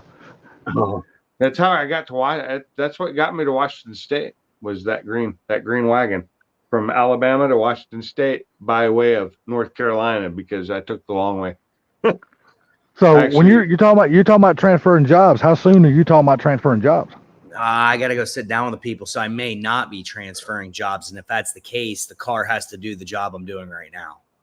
That car could do the job you're doing right now, Yeah. as long as it's taken care of. Those work really well. The front wheel drives are awesome. They're good in snow too. Found that out. They're really good in snow. Well, as long as you got good tires on them. I did find this car because I've talked to you about STs before, and I found one for sale about an hour from me. It's got an R title, but it looks like somebody did some decent work to it because it actually looks decent. It doesn't look all beat up. Is that a facelift? No. What year is it? It's a 13. Okay, so it's the first year. Yeah, it's the first year. How many miles on that engine? 78. Wow, somebody didn't drive it at all. No, hell, that's something that's fixing to be 11 years old. I refuse to buy one with over 100,000 miles, which really narrows Those are fun down cars, but I will say you'll get better gas mileage in that Mark 1. In that wagon will get better gas mileage, and it's got a lot more room in it. Fuel economy has never been a thing to me. If fuel economy is not a thing for you, the hatchback in those STs are really nice. They got lots of room. The seats fold down flat. You can lift the bottoms up and fold the tops down so that they're flat.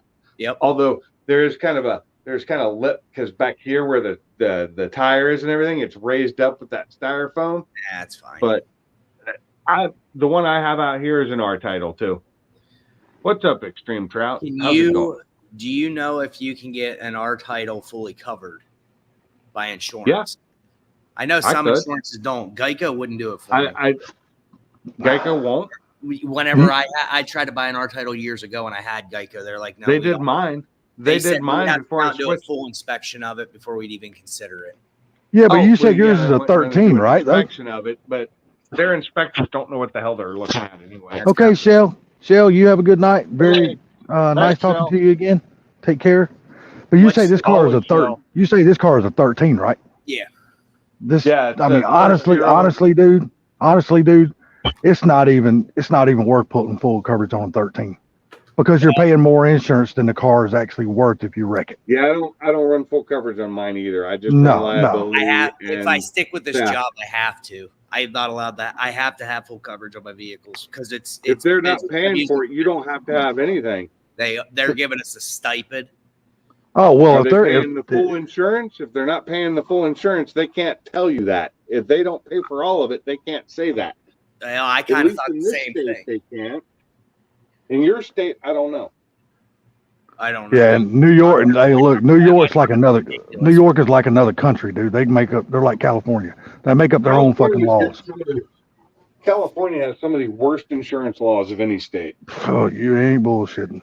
But still, though, now if you do change jobs and you do wind up buying that 13, honestly, dude, there's no reason, honestly, to put full coverage on that thing.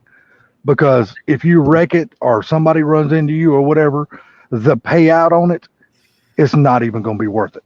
Yeah, I would have it's to not. see. I always balance it because of what the car might be worth. So I had my 94 F-150. What are those worth? 2,000 bucks total? Maybe 1,500, 1,800, 2,000. Maybe. Well, I covered full coverage on it. My insurance guy went, "You're an idiot." And I went, "Why?" He was like, "Why would you put full coverage on something that old?" I said, "Because the full coverage cost me 150 bucks every 6 months." I said, well, "How many that's not times do I have bad. to pay 150 bucks every 6 months to get the 1,500? The truck will be I dead did that gone too and for rotted that lower away. price.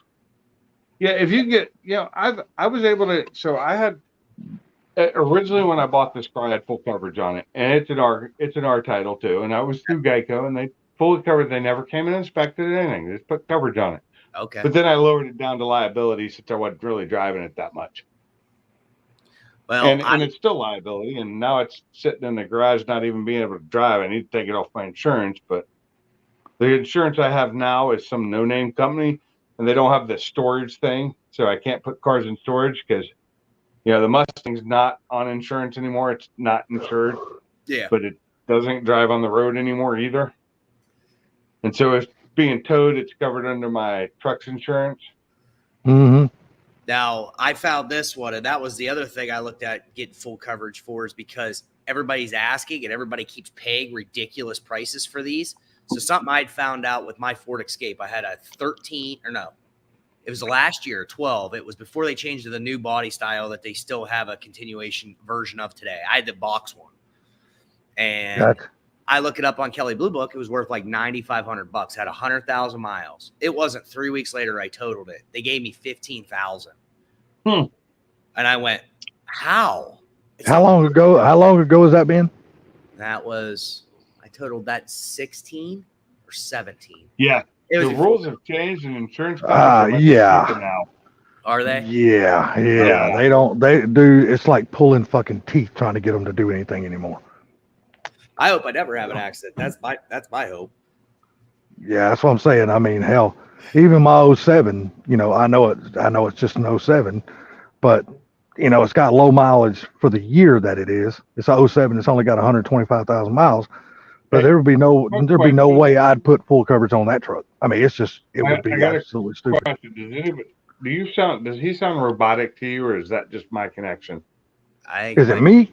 No, it seems fine to me. It's me. It's me, because Nate was breaking up too, so I think my connection's going kind of weird. Oh, okay. Because I got my hoodie on my head, so I don't know if that's interfering with my Bluetooth or not. What should I be looking for on those cars when I go look at it? So this guy drives it actually daily. He posted in it. It doesn't have a tune in it. So that was a plus to me. That's right. Well, even it may have had, it's not saying it hadn't been tuned before. It's been tuned before, most likely. Well, I found one. I wanted to go buy it. Almost did. I got to the guy way too quick, way too late. It was $8,500. Had like 85,000 miles. How much is he asking for that one? 10.5.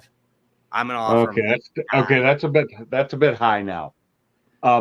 Prices are coming down. I know you're in New York, but prices are coming down on used cars, especially with an R title. So I have a 14 R title that I bought over 2 years ago, and I paid 11 grand for it. So, yes, his is low mileage. It's much lower mileage than mine is now. I've got over 120,000 on mine, but when I bought it, it wasn't that high. I put a lot of miles on it. Yeah. It was over 100, but it wasn't 120. Yeah. Mine was high mileage. Mine, I've realized, came from Ohio originally, but I bought it from somebody who got it. It was in Oregon when it got wrecked and got rebuilt, and I bought it from somebody in Washington State. But I found out it was an Ohio original car because it had an engine block heater in it. I didn't know that's like one of the worst states to buy a vehicle from. I didn't know they came with engine block heaters. Yeah, Ohio is like one of those bad states you just don't buy vehicles from. If you want rid of a rust bucket, you just put it online when you live close to the state line. Somebody from Ohio is coming to buy that thing. You ain't bullshit. Here's the thing, though, is it's not rusty at all.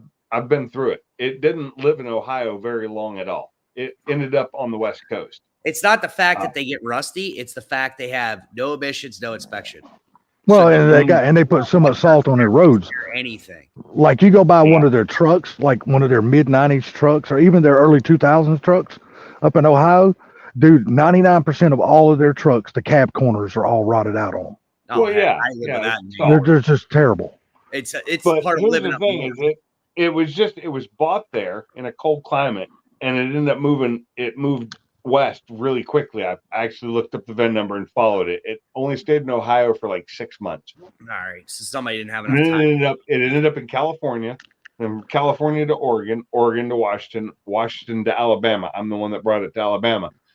It got wrecked in Oregon. That's where it got where it got totaled. You know, they totaled it out, so it had an R title, or salvage title, or whatever they call it, depending on what state you're in. Dude, I love And buying salvage people I title bought vehicles. it from are the ones that rebuilt it. They did a really decent job. They just, it's not perfect, but it's pretty good. It got hit on the passenger rear. It was rear end. But it's easy to total one of those cars because they're not worth near what they used to cost. Like almost all of them are our titles. Very rarely. I did find one in Jersey that was a clean title, but the thing that was weird to me was I can find a ton of clean titles, but they want too much money for them. The problem, it doesn't take much to total them out. I mean, you hit something traveling at a very low speed, and if one of the airbags come out, they total the damn vehicle. And it might not have very much damage at all. I will say this. They are, the Mark III Focus, the STs, are very safe cars. I don't know if you've seen the pictures or any of the video I've posted of my car after I got rear-ended by a 3500 GMC heavy duty that hit me at about 40 miles an hour while I was at a stop, put me under a Durango that crushed the front and the back. And I'm alive. It turned into a shoebox. That same thing happened to my mom, but believe this or not, she had a damn Dodge Neon. She was sitting dead still at a red light, getting ready to turn left, and a damn truck hit her in the ass. Her and my stepdad hit both of them in the ass when they were sitting still. It pushed her across the interstate, across the four-way stop, well, 8-way stop because there's so many lanes, and she flipped upside down and landed in a ditch. But believe it or not, that little Neon saved their damn life. And you wouldn't think that from a Neon, but that damn little car was tough as hell. And she got hit by a big plumbing truck. I'm going to tell you this right now. She was in a Neon. Yeah. Fucking lucky. Yeah. No, I'm going to say that I worked in crash testing for 15 fucking years. If she got hit in a Neon like that, she got fucking lucky. It was the perfect hit and perfect landing. That's all I can say. His Neons did shitty in crash testing. They were one of the worst. What's up, Rattle Trap? How's it going? What's up, Rattle Trap? Now she's got her back is fucked up. That's what messed up her back was that wreck. So is mine. and her back is just absolutely destroyed like yours. You know what I mean? But now, my mom was messed up before that. My mom's wasn't. Got exacerbated by the accident.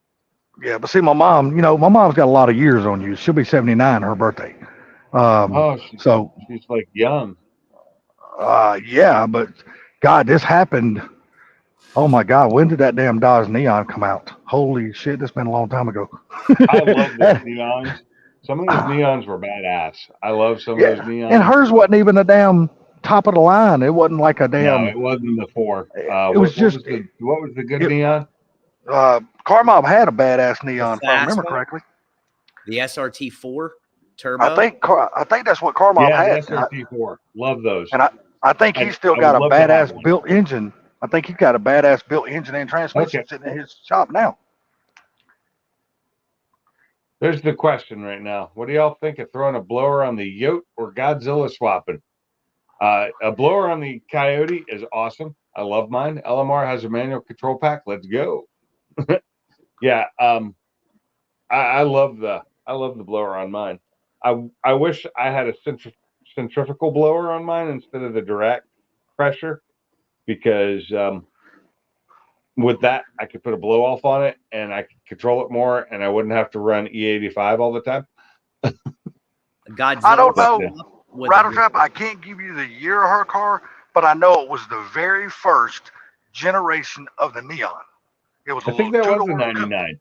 I believe 2-door. Oh, blower on the Godzilla is nice, but You got to build that Godzilla. You really do. Yeah, they're having problem with the rods and shit in the Godzilla right now. The rod bend. I don't. Was it Palm Beach Dino did it, but he went through into the motor and actually changed some stuff. Yeah, I don't think I would be building a Godzilla right now. I would give it more time for him to be on the market. Oh no! I'll build a Godzilla right now, but I would build the Godzilla first because people who build them don't have problems. The stock ones do because they changed out those pistons and the rods, which are their weak point. That is their weak point is pistons and rods. And pistons and rods. But the Yote, the Coyote, that thing's a badass beast. Stick with a Gen 2 if you can, or a built Coyote like the one that Cletus got put in McFlurry. That thing's a beast. That thing is a freaking beast. I thought he had a turbo on McFlurry. He does. He has twin turbos on it. Yeah. Because you said something about a blower. Well, I'm just saying. I thought he had a Godzilla in it. Or a turbo, they're all the same thing. They're putting pressure in there. I thought he had a Godzilla in that damn McFlurry. He did. He don't have it in there anymore? No, it was having trouble with the higher RPM, and I think they fried it a little bit. So now he's got a Coyote in it? They pushed it. Well, he's got a built Coyote. What is it? The TRD or TRX or whatever, the built Coyote. Yeah, who built it? Was it MMR or who built it? The Illuminator? Whatever. It's not Illuminator. It's one of the built Coyotes from one of the companies. There's two companies that are the top of the line companies for built blocks. And it's one of those, and I don't remember which one. It starts with a T, I believe, though. Oh, you're talking about TKM. Yeah, it's TKM. Yeah, up in North Carolina. Yeah. They're badass, dude. Yeah, they're fucking badass. Yeah, you got a TKM motor, Coyote, you got a badass engine. They're pushing it, but they're having problems. Right now they're having suspension problems with the launches and stuff. He's wheeling a little bit. He's not getting a good launch. And if they try and turn it up a little bit, he spins. And, and it's got that, they did change the converter out on it finally. But it's got that, Linko in it. Yeah, he's still running that behind that Coyote. Uh-huh. Well, Rattletrap, for me, let me ask you. It ran a 7.1. It ran a 7.1 the other day at like 197 mile an hour. All right, so let me ask you this, Rattletrap. Now, what Coyote are you talking about putting a blower on? Are you talking about the one in the Fox body that you're putting together, or are you talking about the S550 that you already have? It's like 50K Rattletrap, not 40K. Yeah, it's a 50K engine. Yeah, it's almost an SMX.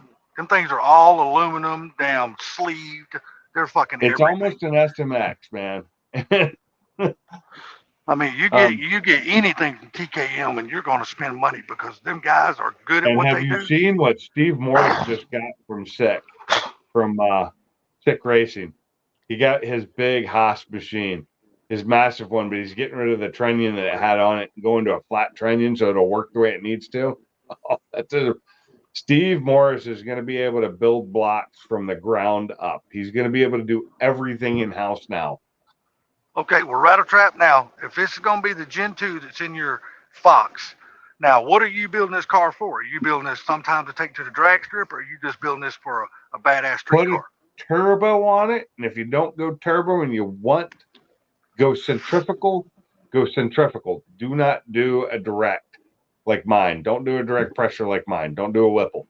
Do a centrifugal. Power comes on too quick. Is that why you're saying that? Yeah, it does, and it's always there, and you can't bleed it off, and you can't change your fueling, and you have to. It's just really hard to deal with. The best person I can tell you to talk to about that Rattletrap is give HPR a call, because he is a direct dealer for all of those supercharged companies. Yeah, call Ken. He is a dealer for that shit. For every single. You give Ken a call. And that ESS, those ESS systems they got, those ESS blowers are freaking amazing. Can't put one on a Fox. What's making those? They don't make one for a Fox because of the way they make one for Coyote. Yeah. So all you got to do is get one for Coyote. It's called doing a little work. That's all it's called. Doing a little work. You can make it work. Trust you got to remember, you get up under a Gen 2. You get one. You got to remember the engine bay in a Fox You got to remember the engine bay in a Fox body is a hell of a lot smaller than the engine bay in a damn No, it's Coyote. not. Yes, it it's more is. narrow. I've had both It's not cars. Yes, smaller. they are. It's just as long, but it's not. It's just a little bit more narrow. Well, You see, can make what it you got to fit. remember about a Coyote though, it sits further back in the chassis than a push rod in a Okay. Fox body. You know what? That You know what, makes all the Tony? difference. You can make it fit with a little bit of engineering. You can make Well, it fit. Okay, I can make it fit. now this is according to Ken, because Yeah. Ken's doing it, Said you can't and do it. according to Ken right now, the way the pulley system is set up on the Too wide. the what's the name it's called, Coyote. ESS. Yeah, the Yeah. way the pulley system is set up for the ESS on the Coyote, it directly gets right in the way of the front passenger side frame rail. The That's frame what rail is in the way. That's what a plasma torch is for, right? Cut it out. Yeah, cut it. but a lot of people don't want to be cutting on their. Now, I'm like Hey. you. I would cut in a heartbeat, I'd but cut there's a lot I'd of people cut that don't want to do re-weld. that shit. I would cut and re-weld. If you're in, okay, Rattle Trap, if you're into doing some actual modifications to your front end of your car, you could put an ESS kit in there, no problem. You could. But like I said, could see get you what could do Ken. it. And I personally think you'd have more to do on the driver's side than the passenger side. I really do, because the ESS sits on the driver's side. Yeah, you're right. But see, and you're right. And see, and now since you say that, But Ken told me that the driver's side frame rail and the steering linkage and the headers what is in wrong is what, because they hadn't, ESS has not come out with a bracket yet to move things around like the power steering pump, the alternator, and stuff like that. They haven't got that. That Ken said that shit is in development right now through ESS, but they have not released the kit for that yet. But they are working on it. So yeah, they are working on it. Hey, where do you live, Rattle Trap? You're in the southeast, aren't you? Yeah, he's in Texas. Yeah, that's the southeast. Yeah, Yeah, call but HPR, man. and I think that far away. I think ESS is either in Arizona or They're in Arizona. New Mexico. Arizona. If you went close to 600, though, you could do that with like a Paxton, a Pro Charger, and they have plenty of kits for those. Dude, I mean, honestly, if you want close to 600, call HPR. Just call. You can Ken. do that with a. You can do that with a if fucking you can Rouse. talk to Ken, he will tell you what you need to do to get where you. Yes, want. 100%. For a Coyote's easy. Oh God, that's easy, dude. You could do twin turbos on your car. Aspirated on it. A Coyote, I think, can be tuned to 600 natural. Here's what makes it different. Maybe with a little nitrous. There's some nitrous in there. Then you're not at 600 all the time. You could do, believe me, if you want close to 600, believe it or not, you could save yourself a fuck ton of money.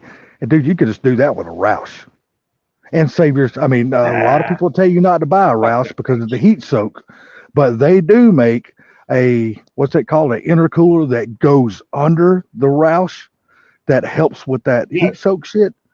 And much like what I have in the Whipple, yes. Yeah, you can do that with a Roush and save yourself thousands of dollars. Well, if you're going to go that route, go with an Eaton. Put the Eaton on there. It's just as cheap.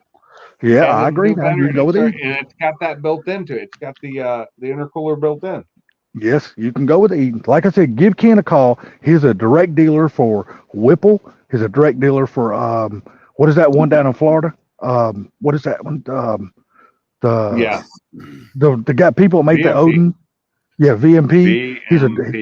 He's a direct dealer for Vortec. He's also a direct dealer for Paxton. Everybody.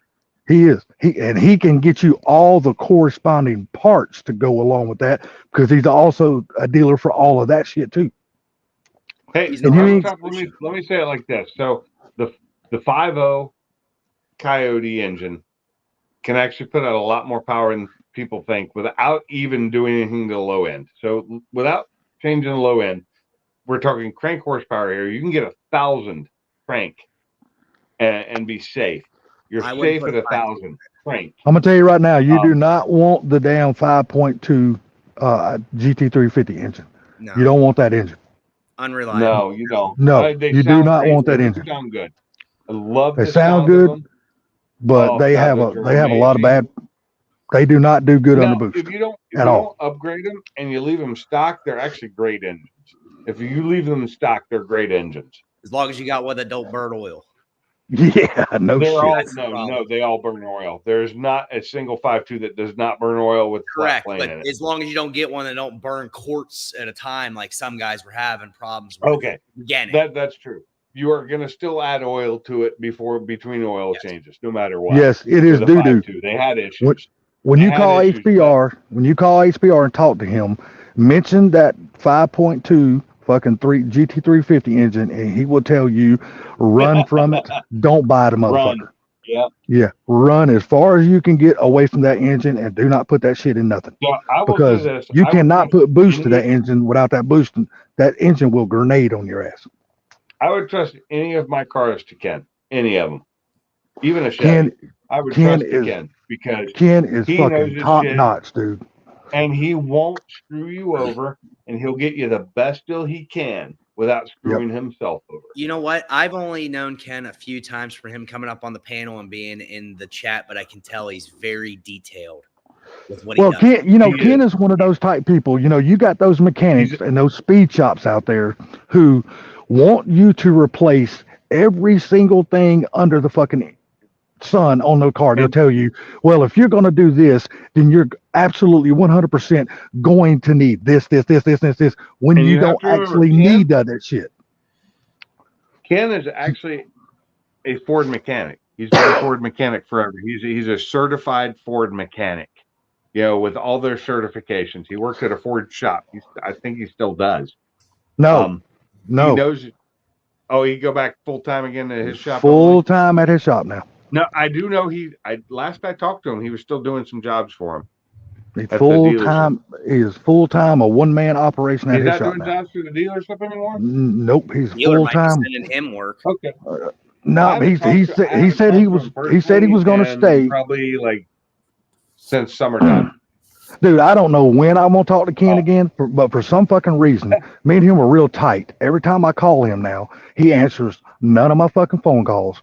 I'll text him, he don't fucking He's respond to busy. none of my fucking text or nothing. Same And here, I'm like, well, what the busy. fuck I did I do to understand you, that.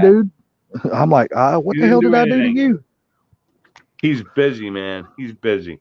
I have problems getting hold of him too sometimes, but he's busy. Yeah, but definitely give him a and- call, Rattletrap. I got his phone number. I got his phone number, but you talking about Ken there, Pinks Jr.? I know I'm really cool to go drag racing with because I'm just the coolest. I'm like I the said, coolest there ever was. I got his phone number, but I will not give it out on open chat like this. Oh no! But you can go to his YouTube channel. Go to his YouTube channel, and his YouTube channel is just HPR.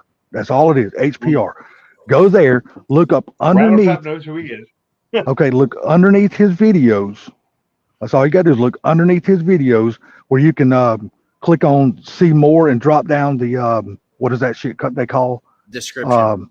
Description in his videos, and he's got his shop name and phone number up under every single one of his videos. Yep. You can just And get it it should right be there. in his, if you go over to that one tab, About tab, it's all there too. Hey Rattletrap, you should text me sometime. My number is somewhere. I don't think I have it in my About tab like I used to, but it used to be there. I think I finally took it down, and I think I got rid of my. Well, I don't remember if I got rid of it. So I might still have my email, pinks@pinksgarage.com. But I don't know. I haven't checked it in forever. I'm gonna say something, and I hope she I ain't. still have it. I'm gonna say something, and I hope she ain't listening. But that is a family-owned and run business, Rattletrap. So when you call, you'll have this old cranky ass woman that's gonna answer the phone. I'm just kidding. Are you His talking wife about is Pam? not. Yeah, his wife is not cranky. I'm just bullshitting. She's not she's cranky actually- at all. Pam is Dude, awesome. I think my phone is fixing to fucking die. Yeah, I think It it just- is too, because Pam's trying to kill you now for calling her cranky. As soon as I said that, my fucking phone dimmed out. So I guess she's sending me some voodoo over the fucking phone. Let me run in here and plug this bitch up. You may have me on Instagram, and that's fine. Either way. But the problem is Instagram, does not let me know when people message me. They do. It does. Well, actually, Messenger doesn't let me know when people message me anymore. Even though I have notifications turned on, doesn't let me know. And it's awesome. It's just great that I can't get messages from people through Messenger without checking it constantly every day, and I can't do that at work. Let me plug my phone up real quick. It's fixing to fucking die, I think.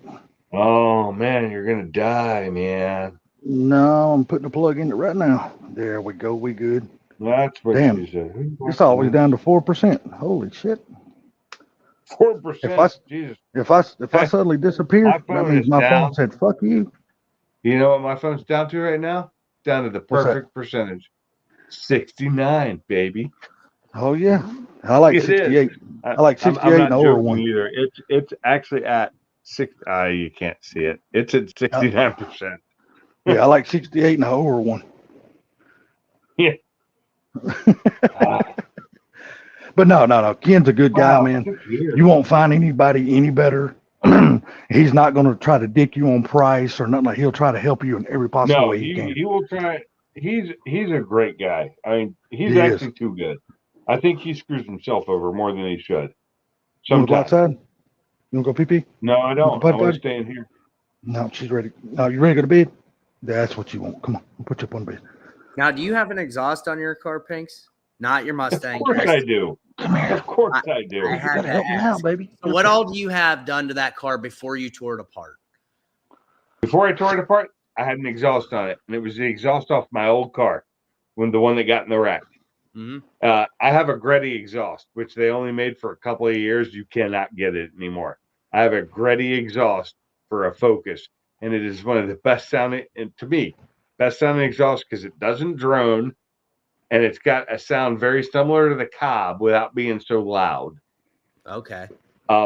It's I've had a few. I've had the MBRP without.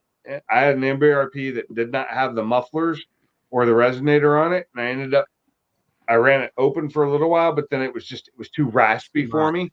So I put a 12-inch at the rear end where the resonator would have been. I put a 12-inch cherry bomb, and in the front where the muffler would have been, I put a 20-inch cherry bomb. Oh my god, it sounded so good after that. I have a video somewhere of me going through a tunnel, going up in the mountains of Washington, going up to Hurricane Ridge in the tunnel with me just hammering on it, and it sounds so, for a 4-cylinder, sounds so good. But that was my MBRP. I've heard the Cobb exhaust, but it drones way too much for me. So I got the Gretty, which sounded like the Cobb without all the drone, like the cruising drone you get. Yeah. But yeah, there's so many options for those cars, but those options are starting to go away because they haven't made those cars since 2018. So it's been 5 years now since they've made those cars. But there's still so much support for them out there because there's a ton of them out there. Cobb is the only way when you're going to tune a Focus. Cobb's the only way to go. A Cobb tuner, not their tune. I didn't know there was anybody. I didn't know there was anything else other than Cobb because you can't find anything. There's different tuners, I know that, but the Cobb's Oh yeah, nice, well, kind of you like can actually tune with. There's a few tuners you can get for them, but the Cobb tuner, the V3, only way to go. I have two of them. I have one for the Mustang and one for the Focus. What makes them so great? They just work well. They're easy to use. They work well. I don't ever leave, like everybody's always, oh, where do I mount this so I can monitor everything? I'm like, you don't. You tune it, you log with it when you need to, then you throw it in your glove box and you only use it when you need to. You don't leave it out where you can see it because you'll just worry about things because it has a when you can have 6 gauges on it showing. Yeah. And it always shows you the max of anything.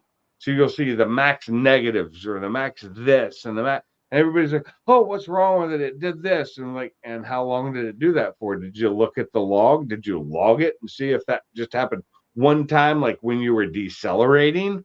You know, because it shows max, and people freak out about everything, Yep. and they have no idea what's going on. So I know a lot about these engines' interior and what they do. Can I tune one? Fuck no. I'm not a tuner. I don't profess to know anything about tuning, but I knew never to look at like maxes on a scale that shows like, oh, it hit a -4, knock. And I'm like, okay, but for how long? So I'll go in and look at a log. I'll actually pull a log on it and see if it does it for a long time.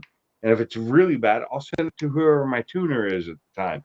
Like when I get this one tuned, it's going to be tuned by Edge Autosport. I've already paid for the tune. Did it over 2 years ago. I paid for the tune, but you only get 30 days when you start the tune to get it finished. So I've never started the tune because when I was getting ready to do all the tuning with it, I got in the accident and destroyed my old car. Yeah. So it's been years since then. And I paid for it, so they're still going to do it. Yeah, I paid I think it was at $650 or $700 for this tune because I got a multi-fuel tune because I want to be able to do 93, 87, and an E blend. I think with the way I've got it set up now, I should be able to go full E85 and not have to do an E50 bullshit because I've got an upgraded fuel pump, high pressure fuel pump. I've got upgraded injectors and all that bullshit. Go ahead, keep going. I've also got water meth injection for it, which generally when I run water meth, it's like 75% or 70% meth and 30% water, and it's mostly for cleaning and cooling. I'm not doing it for power. I've got all the stuff I need to do it to be able to put a 4-port in, but I think I'm going to do a single input on the intake right at the throttle body area to be able to just put it in so it'll clean the valve, help keep the valves clean and keep it cooler. I don't really want to tune for meth. It's just too much, and and then if you do that and you run out of meth, then you got to stop, hitting the gas. You got to keep it out of wide open. You got to not, but I don't want to do that. But I've got all the stuff to do it. I've got a couple of snow meth injection kits out there because I was going to put water meth in the Mustang too for cooling on the intake as well, and I may still do that because I have all the stuff I need to do it with. Okay. Where's the weak points of the car?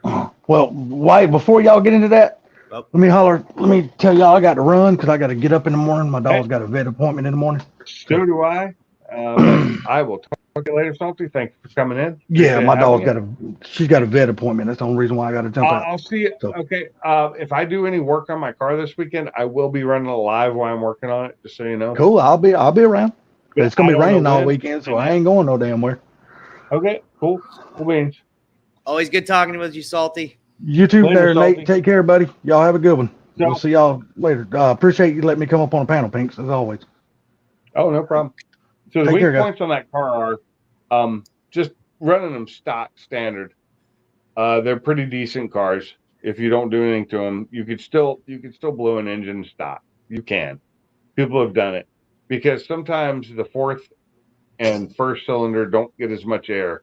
If we want to, you could zoom in, and I can't zoom in because you could zoom in and look at that. You see that intake there, the 4 runners? Yep. And the way the air comes up straight from the middle, and it goes into it doesn't disperse as well to the sides. It doesn't disperse as much to 1 and 4 as well. So generally, almost everybody I've known, I know what time it is, sweetie. Almost everybody, I love you. I love you. Almost everybody I've known, if they've lost a cylinder, it's been cylinder 1 or 4. I lost cylinder 4. Most people lose cylinder 4 first. It's just the way it works. And even when I have a Breet intake, which has a huge plenum, right? Which you would think would help with the dispersion, and the plenum's dimpled, everything's dimpled. And I don't want to put it on my new car because it pushes everything forward and it makes it really hard to add the hoses coming in. It just takes up so much space. And it didn't really help any. It's still you were still starving 1 and 4 a little bit. The only thing that really helps that is an aftermarket head unit that has better runners coming in, so it doesn't do it as bad. Okay. But you know, I blew cylinder 4 when I was tuning for a big turbo, and I didn't have any set points for stopping, and I revved to like 8,000 RPM at the start on a drag strip, and I blew my engine. Okay. And I was still able to drive it back to the pit. And he drove it back to the pits, and he said, tried. "I killed my girlfriend." Yeah, my girlfriend that my wife had, or That my I girlfriend at the time called my car. What did you call her? I called her the high maintenance girlfriend. I was the low maintenance girlfriend, and that bitch was a high maintenance girlfriend. My focus was the high maintenance girlfriend because I put everything into it. Oh, I did so much shit to that. I mean, painting. I mean, do you see that red ST or the red cover over my battery cover? Everything. Well, I had a lot of that stuff. Like all the screws were red. Oh, she was a bitch. I have that again. Just so we know, I have all that stuff again. Yeah. When I'm done with this new one, it's gonna look nice and run nice. But yeah, so when he went and bought that car back, I said to the car, and this lady was looking at me like I was a nutbag. And I said to the car, I said, "Bitch, he married me now. I come first." Yeah. So I traded my car in to buy the Mustang. Yeah. And then 3 years later, I bought it back from the second owner. So I was the first and third owner of that car, not the one you see there, because that's a different car. So my original was a late 14, and there's a difference because the 13s and early 14s had smaller front brakes and a different strut tower. Okay. And the late 14s got and it's easy to upgrade to make it as good as the other ones. But I have Willwood brakes going all the way around mine, so that fixes that problem. Yep. Fortune 500 coilovers, it's going to fix that problem. Your car does look good, sweetie. I'm going to replace I've got a new oh God, what's the bar going across? Strut tower. No, not the strut tower. Sway bar. Oh. I've got brand new front sway bars, new end links. I've got all that going for this car. So it's new rotors, new brake calipers, all that's going back on. It all came off my old car except for the Fortune 500. How much he loved that car. He gets into that massive car accident and waits, and he wouldn't go by ambulance to the hospital. Nope. He waits to see it put up on the trailer. I have video to the place. of what video. And he's and the injured. Place it went was like a block away. Yeah, too. But he's so injured, right? So then I come down, pick him up, take him home to the hospital. And then he said he wanted Jack in the Box. Okay, so he's talking crazy. So I go and get him Jack in the Box. I come back home. He looks at me and he says, "Why did you leave me?" And I said, he's like, looks at me and says, "Why did you leave me here all by myself?" I said, "You're going to the hospital now." I said, "You told me to do something." I was a little out of it at the time because I got hit really hard and I didn't realize what was going on. I told her to go. I told her to go get me Jack in the Box. Yeah. And then she went and did that. And when she came back, I was pissed off because she left me and I was in pain and I couldn't move. Yeah. So then I was like, "Why'd you leave me?" And they put him in a neck brace, and we sat in the waiting room for 12 hours. Oh my God, we sat there forever. 12 hours, and then we finally get taken back. And the guy's like, "I don't even need to do a CT on you. If you were going to die, you would have died in the waiting room." I'm like, "Oh my God." Yeah, the hospital was being total just wrong. And they weren't even busy. It wasn't even full. They're taking people in with I can't stand that whenever they're not busy and it takes you like 4 hours. It's like, are we all on lunch break all day? It was like 12 hours, dude. It was 12 hours. 12 hours. If I should have let the ambulance take me. Yeah. When the ambulance came, I should have just let them take me and it would have been a lot quicker. Yep. And, but I didn't because I needed to be there with my car. I needed because I had all my stuff in it. No, probably for the ambulance ride. You probably saved $1,000 on the ambulance. Well, bill. It wouldn't have gone to me. That would have been paid for by the guy that hit me. Yeah. But sure. he had insurance, which was amazing. He had insurance, but he didn't have enough because they paid off the two. So when he hit me, it pushed me into Durango, a brand new Durango, that pushed that Durango into a Civic that was an older Civic that was in like, so this older guy owned it. It was older than me, owned the Civic, and it was still like pristine showroom looking from One like of the those 90s. ones everybody would want to buy now. Oh God, yeah. But I mean, it was a coupe, but it wasn't like a hatchback. You know, it was a coupe. Yep. But God, it was a coupe. It was nice, and it barely did any damage to him because it pushed the Durango into him and damaged his bumper. But they paid off that car and the Durango before they did anything for my car, and at that point, They were out of it's like insurance. he doesn't have any money left. You know, it's like this is all you're getting, and I'm like, that's fucked up. And Yeah. I hired an attorney and everything. And it's like, yeah, we can go after him, but he's got nothing. You're getting this. This is all you can get from his insurance. And so I didn't get much at all. I barely paid. I mean, my car was paid off, so, but it didn't pay me as much as I paid for the car. Yeah.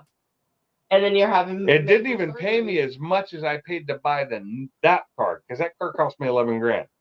Yeah. I paid $11 grand for the car you see in front of you there on the and I think it paid me like $10,000. Oh, and now you're having 2 major surgeries. And now I'm about to have surgery that I can't attribute it all to that accident. That accident, like I said, exacerbated the issue, but It my back was re-aggravated going something bad. worse than ever. Yeah. Yeah. But you know, they wanted me to have surgery before I left the state due to the accident and all, but it wouldn't have paid for it then either. It would have been my insurance paying for it. Yeah. And that's kind of fucked up. And I was moving, so I was like, screw it. I can't do it. I can't do this right now. I'm moving in less than a month. So I moved to Alabama. So something I learned, I've caused and been in enough accidents. I've gotten lucky for the most part, but me getting this job made me realize that state minimum liability is nowhere near enough coverage for anything. No, it's not. But that's what I always had. Guys, this job taught me, look, dude, you're driving your vehicle every single day. You're driving around people with Porsches and Lamborghinis because you're driving all over upstate New York or wherever you're at. Because if you drive far enough, there are people out there when you drive 2 hours for work one way in both directions. You find people that are driving though. What do you do when you hit one of those? They're a $200,000-$300,000 car. Sorry, state minimum liability ain't paying for it. Because I live in Alabama now, I carry state liability, state limit liability, but I upped it. It's above what state limits is, but I'm just only carrying liability anymore. Well, that's Except fine. on They the say car you we can owe carry money on. liability, but make sure you cover enough coverage to where you're Yeah, not putting that. and when I was in Washington with my insurance, I had full coverage on almost everything except for that car that I got in the accident with. I did have underinsured and uninsured, which helped. That paid some of it. I had the underinsured and uninsured stuff. And you see this, sweetie? What is that? Love you, honey. Oh, son, I love you too. So that helped because my insurance paid a lot of it. But when I moved here, USA dropped me because I got in an accident on the way here. The first night of our driving, my trailer took out of Colorado in a parking lot at a Days Inn because you got your coworker. That was before I moved. That was before you moved. I'm not worried about it. And that's because he parked too damn close to me with his little ass Subaru, and I couldn't see it. And when I pulled out and I hit it with my truck, and I hit it with my wheel, not even the truck, the wheel hit it, the tire hit it. Didn't even hurt my truck. Well, I don't want to keep you up all night. I was like, he's live. I got to get on. I got to ask some questions before. I know everybody else is leaving, and we've only got 4 people in here now. Yeah. And I thank them for being here. Hey, Rattletrap, do me a favor. Please call HPR sometime this week. They're awesome. Ken will let you know what you need if you can get hold of him. He's busy. If you can't get hold of him, maybe find his work number, get hold of Pam.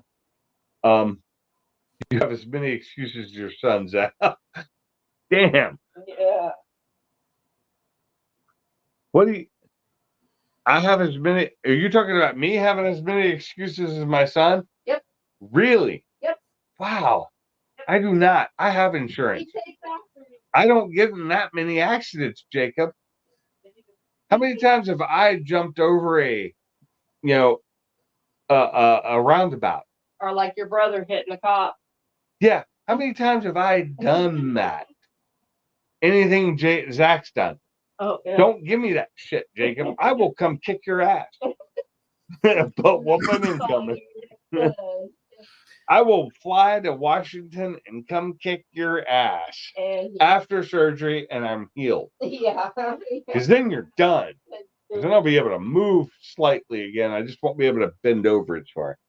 So are you gonna now? What's your downtime for your surgery afterwards? Well, Recovery they're saying time? like 6 weeks. I've scheduled it for 4 weeks and to get back to work because I don't have any time to take off after 4 weeks. After that, it would be unpaid time. I can't do that. Gotcha. I'm getting four discs fused together, so I'm gonna have very limited bendability in my lower back. Yeah. The lower four, so it's the S1 to L4 or L5. Yeah, S1 to L5, L5 to 4, L4 to 3, and L3 to 2.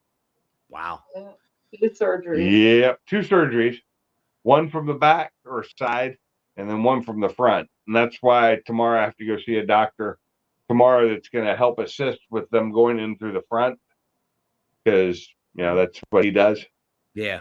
Well, I mean, you got to be pretty specialized to do that. So, Yep.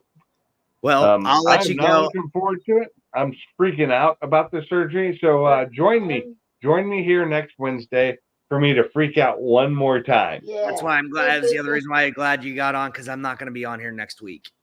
Where are you going to be? I'm going to be with family hunting. Oh, yeah. what are you hunting for? Deer. Oh, I was wondering if it was deer or elk. No elk here. No South elk. there is. Have you ever done elk? Have you I ever done elk hunting? I have not. My dad begged me to go. My Uncle Bob wants me to come out. To You really Colorado. They should. put on Elk meat tours all the time. I've Meat's had elk meat, fantastic. and I have. I love venison, but elk meat is Elk like beats that beef much as far as better. I think beef. I think it's better than beef, personally. I do Like too. certain parts, like roast, I think is way better from elk. I think venison is better than beef, but that's just me. But A good deer meat is better than beef, but gotta get it right. beefalo. If you ever get any beefalo, that shit's awesome. But we have a German Shepherd that the only protein she's not allergic to is venison. And you can't buy venison here. It's against the law. You can only be given it. You can't buy it. So in Washington, I would just go to the meat market and buy big old pounds of venison, make my own jerky out of it so the dog could eat it as facts. Look at what she said. Or what he said. I will talk shit because it's up on the big screen there. I will talk shit because you make fun. So of Jacob, my son, is scared of blood. It makes him pass out. So one day he comes in the house and he's running in and his finger's bleeding and he falls. I mean, he only made it into the kitchen. I fixed the blood on his finger. Well, our one dog, Pepper, Pepper bumped into Fozzie Bear, and Fozzie Bear too starts bleeding. I had to pick this 6'5" kid over to. I had to push him over to the couch because he was going down, and I'm like, holy crap! I threw him over to the couch so he could pass out on the couch. My little Pomeranian tooth was bleeding. Just this and Jacob decided to down he went. I'm good with other people's blood. My own, I'm fine. But I have crushed fingers. I've cut my legs open and stuff, and I don't know why my body almost goes into shock and I pass out. It's not because it grosses me out. This happened with gloves on, working on my car last week. Yep. That normally happens. I thought it's not a cut, it's a crush. Yeah. Yep. It's a smash because the glove didn't get cut. But I pull off my glove and it's like full of blood. Like I pull it off and there's just blood everywhere. I'm like, son of a bitch. And if Jacob had been here, he'd have been like, I just went, oh, paper towel, electrical tape, good to go. Yep. Every Kept time I working cut until I myself got it working in, on something cleaned in it the up, put a garage, Band-Aid on it. I walk What's in and I'm that? like, I say every time I cut myself out here in the garage bad enough, I'm like, God, I don't feel like sitting here trying to get blood all over everything. I walk in, I Mom, don't either. Band-Aid. My fiance I always said, Mom, need to get a now. first aid kit out in my garage. Just some Band-Aids and stuff. I use like the Scott paper towels that I have for cleaning stuff up and electrical tape. I just need to put some Band-Aids out there. I've done it. I don't do that. I go in and I'm like, Ma, I need a Band-Aid because she's a physician's assistant. So she's like, what'd you do? We have a ton of Band-Aids in the bathroom. We do. I just didn't want to have to come inside because then the dogs get all riled up. And I'm like, no, I'm not doing it. You're in the middle of something. You want to keep going. Yeah. All right. Well, I'm going to get out of here. I night, wish you the best Jacob. of luck. If I don't catch you next week, maybe I will, but don't bet on it. Just because What days are you hunting? We'll hunt. Let's see. I probably won't hunt Saturday. I still got to get my license, so I doubt Saturday. So Monday through Saturday. Okay. Well, if you don't see me during the week, check this weekend and next weekend. I'm going to try and do lives when I'm working on my car. Because like next weekend, I think Saturday I'm going to work on my car. Sunday I can't. Okay. Because my surgery's on Tuesday and I have to like not be having cuts and all that. Gotcha. And I'm really hoping like I think tomorrow after work I'm going to try and go out there and work on getting the engine out of the way and cleaning the engine bay, just cleaning it. I'm not going to do any work. I'm just going to get rid of all the dirt, make it look nice.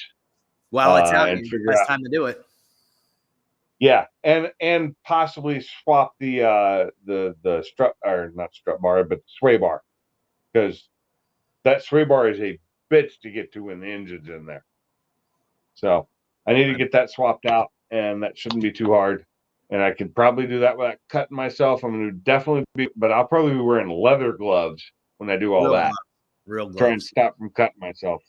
Well, they were telling me I can't cut myself, and like a couple days before surgery, I have to like take showers with this weird shampoo or soap they gave me.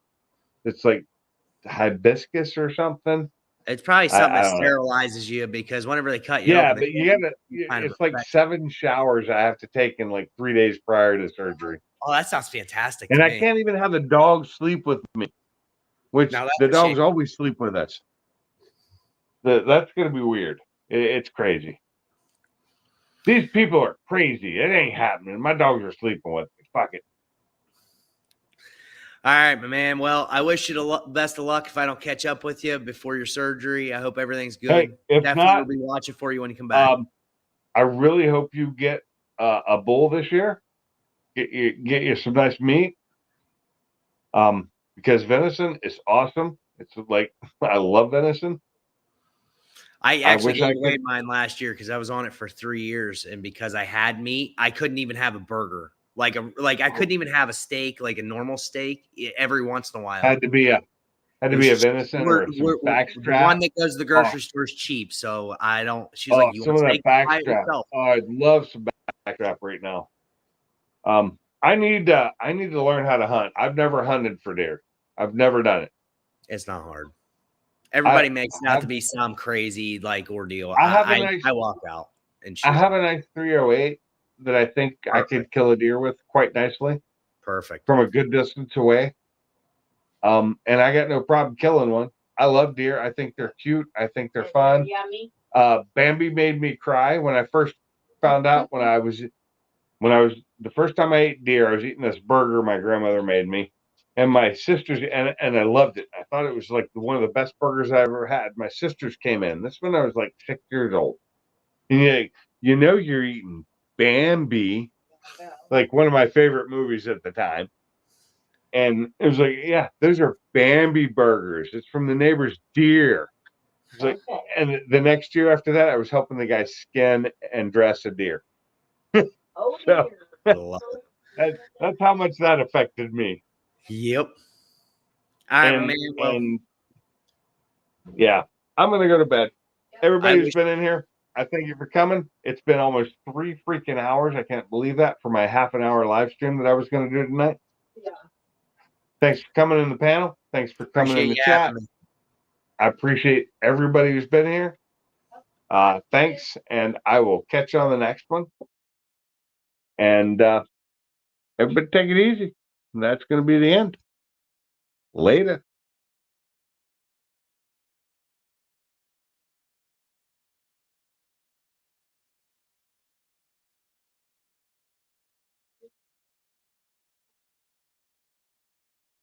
Night, Jacob. I know I hit end stream. It still hadn't ended though.